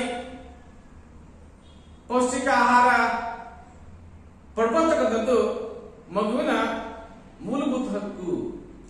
ಹಾಗಾಗಿ ವಿಶೇಷವಾಗಿ ಹೇಳ್ತಾ ಹೋಗ್ತೀವಿ, ಕೇವಲ ಶಿಕ್ಷಣ ಕೊಟ್ಟರೆ ಮಾತ್ರ ಸಾಲದು, ಅದ್ರ ಜೊತೆಗೆ ಆರೋಗ್ಯದ ಸುಧಾರಣೆಗೆ ಮಗುವಿಗೆ ಪೌಷ್ಟಿಕ ಆಹಾರವನ್ನು ಕೊಡಬೇಕು, ಪುಷ್ಟಿದಾಯಕ ಆಹಾರವನ್ನು ಕೊಡಲಿಕ್ಕೆ ಸಾಧ್ಯ ಆಗಿರಬೇಕು. ಹಾಗಾಗಿ ಪೌಷ್ಟಿಕ ಆಹಾರವನ್ನ ಕೊಡೋದಕ್ಕಾಗಿ ಎಲ್ಲ ಶಾಲೆಗಳಲ್ಲಿ ಮಕ್ಕಳಿಗೆ ಬಿಸಿಯೂಟ ಯೋಜನೆಯನ್ನ, ಜೊತೆಗೆ ಕ್ಷೀರ ಭಾಗ್ಯವನ್ನು ಜಾರಿ ತಂದಿದ್ದಾರೆ ಸರ್ಕಾರ. ಎಲ್ಲ ಮಕ್ಕಳಿಗೆ ಬೆಳಿಗ್ಗೆ ಹಾಲನ್ನು ಸರ್ಕಾರ ಕೊಡ್ತಾ ಹೋಗುತ್ತೆ, ಮಧ್ಯಾಹ್ನ ಊಟವನ್ನು ಸರ್ಕಾರ ಕೊಡ್ತಾ ಹೋಗುತ್ತೆ. ಕಾರಣ ಇಷ್ಟೇ, ಮಗುವಿನ ಮಾನಸಿಕ ಬೆಳವಣಿಗೆ ಮಾತ್ರ ಮುಖ್ಯ ಅಲ್ಲ, ಮಗುವಿನ ದೈಹಿಕ ಬೆಳವಣಿಗೆ ಸಹಿತ ಮುಖ್ಯ.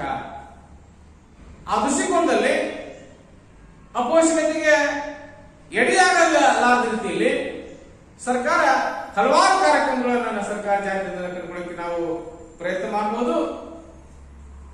ಹಾಗಾಗಿ ಪ್ರತಿ ವರ್ಷ 2 ಬಾರಿ ಎಲ್ಲ ಶಾಲೆಗಳು ಸಹಿತ ಮಗುವಿನ ಆರೋಗ್ಯ ತಪಾಸಣೆಯನ್ನ ಮಾಡ್ತಕ್ಕಂಥ ಕೆಲಸವನ್ನ ಮಾಡ್ತಾ ಇದ್ದಾವೆ. ಆ ಕೆಲಸವನ್ನ ಎಲ್ಲ ಶಾಲೆಗಳು ಸಹಿತ ಕರ್ಕೊಳ್ಳಕ್ಕೆ ಪ್ರಯತ್ನ ಮಾಡಬಹುದು. ಹಾಗಾಗಿ ಯೋಗ, ಧ್ಯಾನ, ಪ್ರಾಣಾಯಾಮ ಅಂದ್ರೆ ಎಲ್ಲ ಶಾಲೆಗಳು ಸಹಿತ ಎನ್ಸಿಸಿ ಇದೆ, ಎನ್ಎಸ್ಎಸ್ ಇದೆ. ಎಲ್ಲ ಶಾಲಾ ಕಾಲೇಜುಗಳಲ್ಲಿ ಎನ್ಸಿಸಿ, ಎನ್ಎಸ್ಎಸ್, ಸ್ಕೌಟ್ಸ್ ಮತ್ತು ಗೈಡ್ಸ್ ಇದಾವೆ, ರೇಂಜರ್ ಮತ್ತು ರೋಬೋಟ್ಸ್ ಇದಾವೆ. ಜೊತೆಗೆ ಸೇವಾದಳಗಳನ್ನು ಕರ್ಕೊಳ್ಳಿಕ್ಕೆ ಸಾಧ್ಯ ಆಗ್ತದೆ. ಎಲ್ಲ ಚಟುವಟಿಕೆಗಳಲ್ಲೂ ಸಹಿತ ಮಗು ಸಕ್ರಿಯವಾಗಿ ಪಾಲ್ಗೊಳ್ಳುವ ಮೂಲಕವಾಗಿ ತನ್ನ ದೈಹಿಕ ಸದೃಢತೆಯನ್ನು ಗಳಿಸಿಕೊಳ್ಳಿಕ್ಕೆ ಸಾಧ್ಯ ಆಗ್ತದೆ ಅನ್ನೋದು ನಮ್ಮದಾಗಿರುವಂತ ಅಭಿಪ್ರಾಯ. ಹಾಗಾಗಿ ಎನ್ಸಿಎಫ್ ರಾಷ್ಟ್ರದ ಏನಿದೆ ಆರೋಗ್ಯ ಶಿಕ್ಷಣಕ್ಕೆ ಹೆಚ್ಚಿನ ಒತ್ತನ್ನು ಕೊಟ್ಟು ಶಿಫಾರಸನ್ನು ಮಾಡೋದನ್ನ ನಾವು ಕಂಡುಕೊಳ್ಳಿಕ್ಕೆ ಪ್ರಯತ್ನ ಮಾಡಬಹುದು. ತದನಂತರದಲ್ಲಿ ಕೆಲಸ ಹಾಗಿದ್ದರೆ ಮಗುವಿಗೆ ನಾವು ಕೇವಲ ಬೋಧನೆ ಮಾಡೋದು ಮಾತ್ರ ಅಲ್ಲ, ಬೋಧನೆಯ ಜೊತೆಯಲ್ಲಿ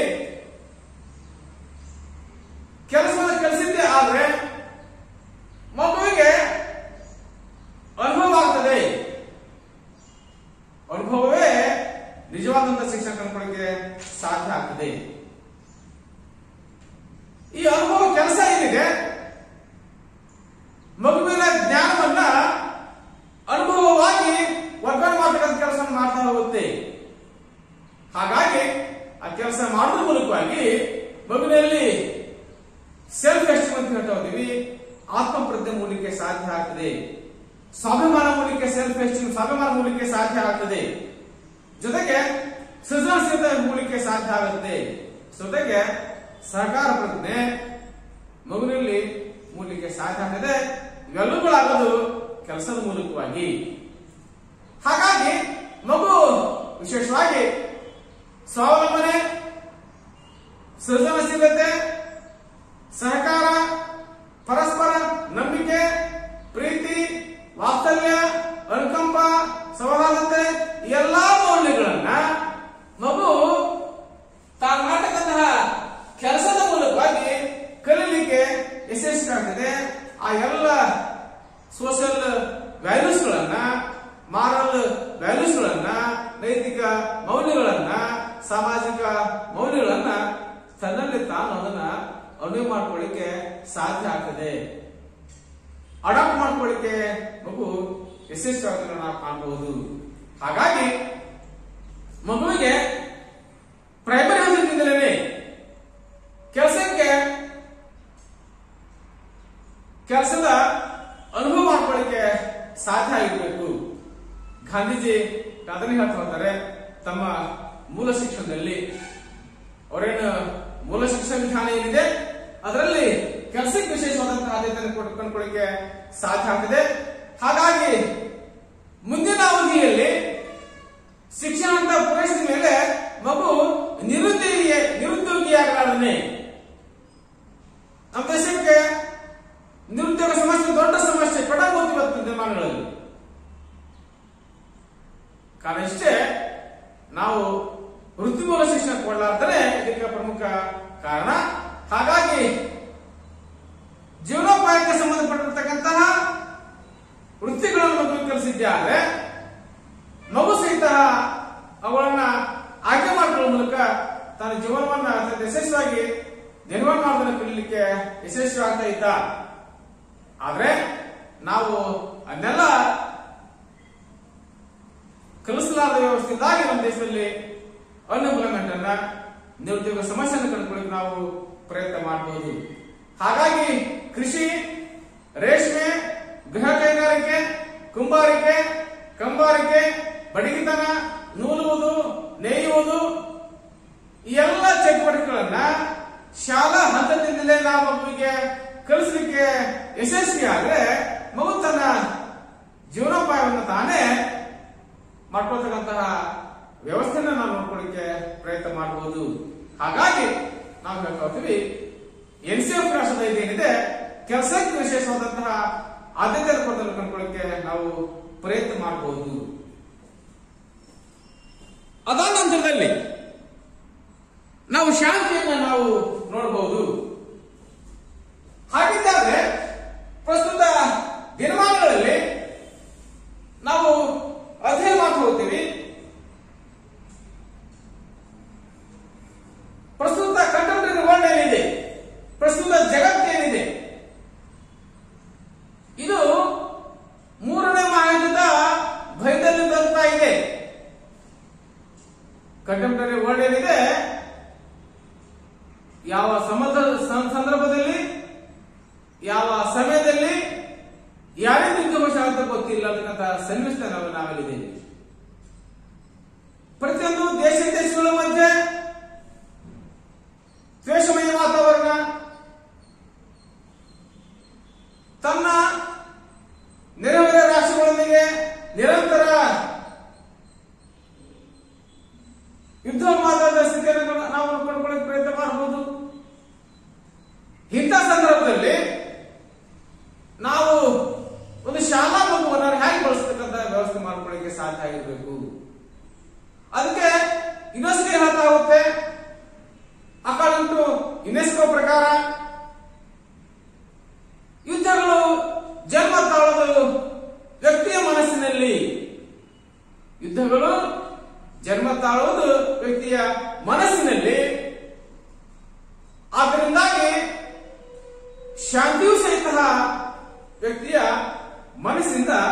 ಹೊರಹೋಗಬೇಕು ಅಂತಕ್ಕಂಥ ಸಂದೇಶವನ್ನ ಯುನೆಸ್ಕೋ ನಮಗೆ ಕೊಡ್ತಾ ಹೋಗುತ್ತೆ. ಹಾಗಿದ್ದಾಗ ಪ್ರಸ್ತುತ ದಿನಮಾನಗಳಲ್ಲಿ ಪ್ರತಿಯೊಂದು ರಾಷ್ಟ್ರಗಳು ಸಹಿತ ವಸಾಹತುಶಾಹಿ ಸಿದ್ಧಾಂತವನ್ನ ವಿಸ್ತರಣವಾದವನ್ನ ಅನಿಸೋದನ್ನ ನಾವು ಪಡ್ಕೊಳ್ಳಿಕ್ಕೆ ಪ್ರಯತ್ನ ಮಾಡಬಹುದು. ನಾನು ಮಾತ್ರ ಮತುಗುಂಡುಗಳ ಸಂಗ್ರಹಿಸಬೇಕು, ನೀನು ಮಾಡೋ ಹಾಗಿಲ್ಲ, ನಾನೇ ಕೇಳೋದಿಲ್ಲ, ಇಂತಹ ಪರಿಸ್ಥಿತಿ ಜಗತ್ತಲ್ಲಿ ನಿರ್ಮಾಣ ಆಗಿದ್ದನ್ನು ನಾವು ನೋಡಬಹುದು. ಹಾಗಾಗಿ ವಿಶ್ವದಾದ್ಯಂತ ರಾಷ್ಟ್ರಗಳ ಮಧ್ಯೆ ಅಸಹನೆ ನಿರ್ಮಾಣವಾಗಿದೆ. ಹಿಂಸಾ ಮಾರ್ಗದ ಮೂಲಕ ಭಯೋತ್ಪಾದಕತೆಯನ್ನ ಹುಟ್ಟಾಗ್ತಕ್ಕಂಥ ಹೊಸ ಗುಂಪು ರಚನೆಯಾಗಿದೆ ಕಂಡುಕೊಳ್ಳಕ್ಕೆ ನಾವು ಪ್ರಯತ್ನ ಮಾಡಬಹುದು. ಇಂಥ ಸಂದಿಗ್ಧ ಸನ್ನಿವೇಶದಲ್ಲಿ ರಾಷ್ಟ್ರೀಯ ವಿಕಾಸಕ್ಕೆ ಅನುಕೂಲ ಆಗತಕ್ಕಂತಹ ಒಂದು ಸಾಮಾಜಿಕ ವಾತಾವರಣವನ್ನ, ಒಂದು ಸಾಮಾಜಿಕ ಪರಿಸರವನ್ನ ನಿರ್ಮಾಣ ಮಾಡತಕ್ಕಂಥದ ಜರೂರತ್ತು ಇವತ್ತು ನಾವು ಕಂಡುಕೊಳ್ಳಕ್ಕೆ ಪ್ರಯತ್ನ ಮಾಡಬಹುದು. ಹಾಗಾಗಿ ವಿಶಾಲವಾದ ತಳಹದಿಯ ಆಧಾರದ ಮೇಲೆ ನಾವು ದೇಶಗಳನ್ನ, ಜಗತ್ತನ್ನ, ಅದರ ಜೊತೆಯಲ್ಲಿ ಮನಸ್ಸುಗಳನ್ನ ಕಟ್ಟತಕ್ಕಂಥ ಕೆಲಸ ಇವತ್ತು ದಿನಮಾನಗಳಲ್ಲಿ ಆಗ್ತಕ್ಕಂತಹ ಪ್ರಮುಖ ಕರ್ತವ್ಯ. ಹಾಗಾಗಿ ದೇಶ ಕಟ್ಟುವುದು ಸಮಸ್ಯೆಯಲ್ಲ. ಆರ್ಥಿಕ ಪ್ರಗತಿ ದೇಶದ ಪ್ರಗತಿ ಆಗಲಿಕ್ಕೆ ಸಾಧ್ಯ ಇಲ್ಲ. ಮನಸ್ಸುಗಳ ನಡುವಿನ ಕಂದಕವನ್ನು ನಾವು ಮುಚ್ಚಬೇಕಾಗಿದೆ. ಹಾಗಾಗಿ ನಾವು ಮನಸ್ಸುಗಳನ್ನು ಕಟ್ಟಬೇಕಾಗಿದೆ. ಪ್ರಸ್ತುತ ದಿನಮಾನಗಳಲ್ಲಿ 3ನೇ ಮಹಾಯುದ್ಧ ಆಗ್ತಕ್ಕಂಥ ಸಂದರ್ಭ, ಸನ್ನಿವೇಶ ಪ್ರಸ್ತುತ ದಿನಮಾನಗಳಲ್ಲಿ ನಿರ್ಮಾಣ ಕಂಡುಕೊಳ್ಳಕ್ಕೆ ಸಾಧ್ಯ ಆಗ್ತದೆ. ಹಾಗಾಗಿ ಪ್ರಸ್ತುತ ದಿನಮಾನಗಳಲ್ಲಿ NCF ಶಿಫಾರಸು ಮಾಡ್ತಾ ಹೋಗುತ್ತೆ. ಶಾಂತಿಯ ಕುರಿತಾಗಿ ಶಿಫಾರಸನ್ನ ನಾವು ನೋಡಬಹುದು. ಹಾಗಾಗಿ ಜಗತ್ತಿನಲ್ಲಿ ಎಲ್ಲ ವಿಷಯಗಳಲ್ಲೂ, ಎಲ್ಲ ಹಂತಗಳಲ್ಲೂ ಪರಸ್ಪರ ಅಸಮಾಧಾನ, ಅಸಹನೆ, ಅತೃಪ್ತಿ ಭಾವನೆಯನ್ನು ಕಂಡುಕೊಳ್ಳಿಕ್ಕೆ ಪ್ರಯತ್ನ ಮಾಡಬಹುದು. ಹಾಗಾಗಿ ಮುಂದುವರೆದಂತಹ present childrens are future citizens ಅಂತ ಹೇಳ್ತಾ ಹೋಗ್ತೀವಿ. ಇಂದಿನ ಮಕ್ಕಳೇ ಮುಂದಿನ ಪ್ರಜೆಗಳು. Present childrens are future citizens ಅನ್ನೋದಾದ್ರೆ ಇಂದಿನ ಮಕ್ಕಳನ್ನ ನಾವು ಹೇಗೆ ನಿರ್ವಹಿಸಬೇಕು ಅನ್ನೋದು ದೊಡ್ಡ ಸವಾಲನ್ನು ನಾವು ಇವತ್ತು ಎದುರಿಸ್ತಾ ಇದ್ದೇವೆ. ಹಾಗಾಗಿ ನಮ್ಮ ಮಕ್ಕಳನ್ನ ಒಂದು ಪ್ರಜಾತಾಂತ್ರಿಕ ನೆಲೆಗಟ್ಟಿನ ಮೇಲೆ, ನ್ಯಾಯಸಮ್ಮತವಾದಂತಹ ನೆಲೆಗಟ್ಟಿನ ಮೇಲೆ, ನ್ಯಾಯಸಮ್ಮತವಾಗಿರ್ತಕ್ಕಂತಹ ಸಂಸ್ಕೃತಿಗೆ ಒಗ್ಗಿಸತಕ್ಕಂತಹ ಸಾಧನವನ್ನಾಗಿ ನಾವು ಇವತ್ತು ಶಿಕ್ಷಣವನ್ನ ಬಳಕೆ ಮಾಡಬೇಕಾಗಿದೆ. ಹಾಗಾಗಿ ನಾವು ವಿದ್ಯಾರ್ಥಿಗಳಲ್ಲಿ ಶಾಂತಿಯ ಕುರಿತಾಗಿ ಅರಿವನ್ನ ಮೂಡಿಸತಕ್ಕಂತಹ ಅಗತ್ಯ ಇವತ್ತು ಶಿಕ್ಷಣದ ಮೂಲಕ ಸಾಗಬೇಕಾದನ್ನು ನಾವು ಕಂಡುಕೊಳ್ಳಿಕ್ಕೆ ಪ್ರಯತ್ನ ಮಾಡಬಹುದು. ಹಾಗಾಗಿ ಶಾಲಾ ರಚನೆಯಲ್ಲಿ ಅತ್ಯಂತ ವ್ಯವಸ್ಥಿತವಾದಂತಹ ಸುಧಾರಣೆ ಕುರಿತಾಗಿ NCF 2005 ಶಿಫಾರಸನ್ನು ನಾವು ಕಂಡುಕೊಳ್ಳಕ್ಕೆ ಪ್ರಯತ್ನ ಮಾಡಬಹುದು. ಹಾಗಾಗಿ ಶಾಂತಿ ಕುರಿತಾಗಿ ನಾವೇನು ಶಿಫಾರಸನ್ನು ಮಾಡ್ತಾ ಹೋಗ್ತೀವಿ, ಪ್ರಸ್ತುತ ದಿನಮಾನಗಳಲ್ಲಿ ನಾವು ಅದನ್ನು ಕಂಡುಕೊಳ್ಳಕ್ಕೆ ಸಾಧ್ಯ. ಆದರೆ 1980ರಲ್ಲಿ ಗ್ರೀಕ್ನ ಕೋಸ್ಟಾರಿಕಾದಲ್ಲಿ 1980ರಲ್ಲಿ ಗ್ರೀಕ್ನ ಈ ಕೋಸ್ಟಾರಿಕಾ ಏನಿದೆ, ಕೋಸ್ಟಾರಿಕಾದಲ್ಲಿ ಒಂದು ವಿಶ್ವವಿದ್ಯಾಲಯನ ಸ್ಥಾಪನೆ ಮಾಡ್ತಾ ಹೋದರೆ ಅದು ಐರೀನ್ ವಿಶ್ವವಿದ್ಯಾಲಯ. ಐರೀನ್ ವಿಶ್ವವಿದ್ಯಾಲಯನ ಸ್ಥಾಪನೆ ಮಾಡ್ತಾ ಹೋಗ್ತಾರೆ. ಅದಕ್ಕೆ ಐರೀನ್ ಶಾಂತಿ ವಿಶ್ವವಿದ್ಯಾಲಯ, ಐರೀನ್ ಶಾಂತಿ ವಿಶ್ವವಿದ್ಯಾಲಯ ಅಂತ ಹೆಸರನ್ನ ಇಡ್ತಾ ಹೋಗ್ತಾರೆ. ಹಾಗಾದ್ರೆ ಆ ಶಾಂತಿ ವಿಶ್ವವಿದ್ಯಾಲಯಕ್ಕೆ ಐರೀನ್ ಹೆಸರು ಹೇಗೆ ಬಂತು, ಹೇಗೆ ನಾಮಕರಣ ಆಯ್ತು ಅಂತ ಕಂಡುಕೊಳ್ಳಕ್ಕೆ ಸಾಧ್ಯ. ಆದ್ರೆ ಈ ಐರೀನ್ ಏನಿದೆ ಗ್ರೀಕ್ನ ಶಾಂತಿ ದೇವತೆ. ಈ ಐರೀನ್ ಏನಿದೆ ಗ್ರೀಕ್ನ ಶಾಂತಿ ದೇವತೆ. ಗ್ರೀಕ್ನ ಶಾಂತಿ ದೇವತೆಯ ದ್ಯೋತಕವಾಗಿ ಗ್ರೀಕ್ನ ಕೋಸ್ಟಾರಿಕಾದಲ್ಲಿ ಐರೀನ್ ಶಾಂತಿ ವಿಶ್ವವಿದ್ಯಾಲಯವನ್ನು ಸ್ಥಾಪನೆ ಮಾಡೋದನ್ನು ಕಂಡುಕೊಳ್ಳಿ ನಾವು ಪ್ರಯತ್ನ ಮಾಡಬಹುದು. ಇಲ್ಲಿ ಅಧ್ಯಯನ ಮಾಡತಕ್ಕಂಥವ್ರಿಗೆ ಐರನಾಲಜಿ ಅಂದ್ರೆ ಶಾಂತಿ ಶಾಸ್ತ್ರ ಅಂತಕ್ಕಂಥ ಒಂದು ಪದವಿಯನ್ನ ಪ್ರಮಾಣ ಪತ್ರವನ್ನ ಪ್ರದಾನ ಮಾಡಲಾಗ್ತದೆ. ಐರನಾಲಜಿ ಅಂತ ಕರಿತಾ ಹೋದರೆ ಅದರದ್ದು ಶಾಂತಿ ಶಾಸ್ತ್ರವನ್ನು ಕಂಡುಕೊಳ್ಳಕ್ಕೆ ಪ್ರಯತ್ನ ಮಾಡಬಹುದು. ಈ ಎಲ್ಲ ವಿಶ್ವವಿದ್ಯಾಲಯಗಳಿಗೆ, ಈ ಶಾಂತಿ ವಿಶ್ವವಿದ್ಯಾಲಯಕ್ಕೆ ನಮ್ಮದಾಗಿರುವಂತಹ ಈ ವಿಶ್ವಸಂಸ್ಥೆ ಏನಿದೆ ಅನುದಾನವನ್ನು ಕೊಟ್ಟಂತ ಕೆಲಸವನ್ನು ಸಹಿತ ಮಾಡ್ತಾ ಹೋಗ್ತದೆ. ಈ ವಿಶ್ವವಿದ್ಯಾಲಯದಲ್ಲಿ ನೊಬೆಲ್ ಶಾಂತಿ ಪ್ರಶಸ್ತಿ ಪಡೆದಂತಹ ಎಲ್ಲ ಮಹನೀಯರ ಜೀವನ ಚರಿತ್ರೆಗಳನ್ನ ಅಧ್ಯಯನ ಮಾಡಲಾಗ್ತದೆ. ಅಧ್ಯಯನ ವಸ್ತು ಯಾವುದು ಅಂತಂದ್ರೆ ನೊಬೆಲ್ ಶಾಂತಿ ಪ್ರಶಸ್ತಿ ಪಡೆದಂತಹ ಮಹಾನ್ ಪುರುಷರನ್ನ ಇಲ್ಲಿ ಅವರ ಜೀವನದ ಸಾಧನೆಗಳನ್ನ ಅಧ್ಯಯನ ವಸ್ತುವನ್ನಾಗಿ ಕಂಡುಕೊಳ್ಳಕ್ಕೆ ಪ್ರಯತ್ನ ಮಾಡುವುದು.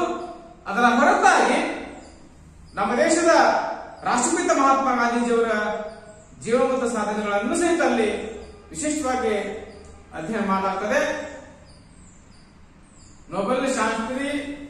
ನೊಬೆಲ್ ಶಾಂತಿ ಪುರಸ್ಕಾರ ರಹಿತ ಜಗತ್ತಿನ ಏಕೈಕ ವ್ಯಕ್ತಿ ಮಹಾತ್ಮ ಗಾಂಧೀಜಿ. ಹಾಗಾಗಿ ಮಹಾತ್ಮ ಗಾಂಧೀಜಿಯವರ ಜೀವನ ಸಾಧನೆಗಳನ್ನು ಕುರಿತಾಗಿ ಅಲ್ಲಿ ವಿಶೇಷವಾಗಿ ಅಧ್ಯಯನ ಮಾಡೋದನ್ನು ಕಂಡುಕೊಳ್ಳಕ್ಕೆ ಪ್ರಯತ್ನ ಮಾಡಬಹುದು. ಅದರ ಜೊತೆಯಲ್ಲಿ ನಿಶಸ್ತ್ರೀಕರಣ, ಭಯೋತ್ಪಾದನೆ, ಅಶಾಂತಿ, ಏಕತೆ, ಮಹಾಯುದ್ಧಗಳ ಪ್ರಮಾದಗಳು, ಅದರ ಅನಾಹುತಗಳು, ಅದರ ಪರಿಣಾಮಗಳನ್ನು ಕುರಿತಾಗಿ ವಿಶೇಷವಾಗಿ ಅಧ್ಯಯನ ಮಾಡೋದನ್ನು ಕಂಡುಕೊಳ್ಳಕ್ಕೆ ಪ್ರಯತ್ನ ಮಾಡಬಹುದು. ಹಾಗಾಗಿ NCF ರಾಷ್ಟ್ರದ 5 ಏನಿದೆ ಅದು ಶಾಂತಿ ಕುರಿತಾಗಿ ತನ್ನ ಶಿಫಾರಸು ಮಾಡೋದನ್ನು ಕಂಡುಕೊಳ್ಳಕ್ಕೆ ಪ್ರಯತ್ನ ಮಾಡಬಹುದು. ಟೋಟಲಿ ಆಗಿ NCF 2005 ಏನಿದೆ ಅತ್ಯಂತ ಯಶಸ್ವಿಯಾಗಿ ಹೊಸ ರಾಷ್ಟ್ರವನ್ನು ಕಟ್ಟತಕ್ಕಂತಹ ನಿಟ್ಟಿನಲ್ಲಿ ಅತ್ಯಂತ ಗಮನಾರ್ಹವಾದಂತಹ, ಅತ್ಯಂತ ಅವಶ್ಯಕವಾದಂತಹ ಶಿಫಾರಸುಗಳನ್ನೇ ಮಾಡತಕ್ಕಂಥ ಕೆಲಸವನ್ನ ನಾವು ನೋಡಬಹುದು. ಅವುಗಳನ್ನು ನಾವು ಪಾಲಿಸಿದ್ದೇ ಆದರೆ ಹೊಸ ಭಾರತದ ನವನಿರ್ಮಾಣವನ್ನು ಕಂಡುಕೊಳ್ಳಿಕ್ಕೆ ನಾವು ಯಶಸ್ವಿಯಾಗಿ ಹೋಗ್ತೀವಿ ಅನ್ನೋದನ್ನ ನಾವು ಹೇಳ್ತಾ ಎಲ್ಲರಿಗೂ ಧನ್ಯವಾದ.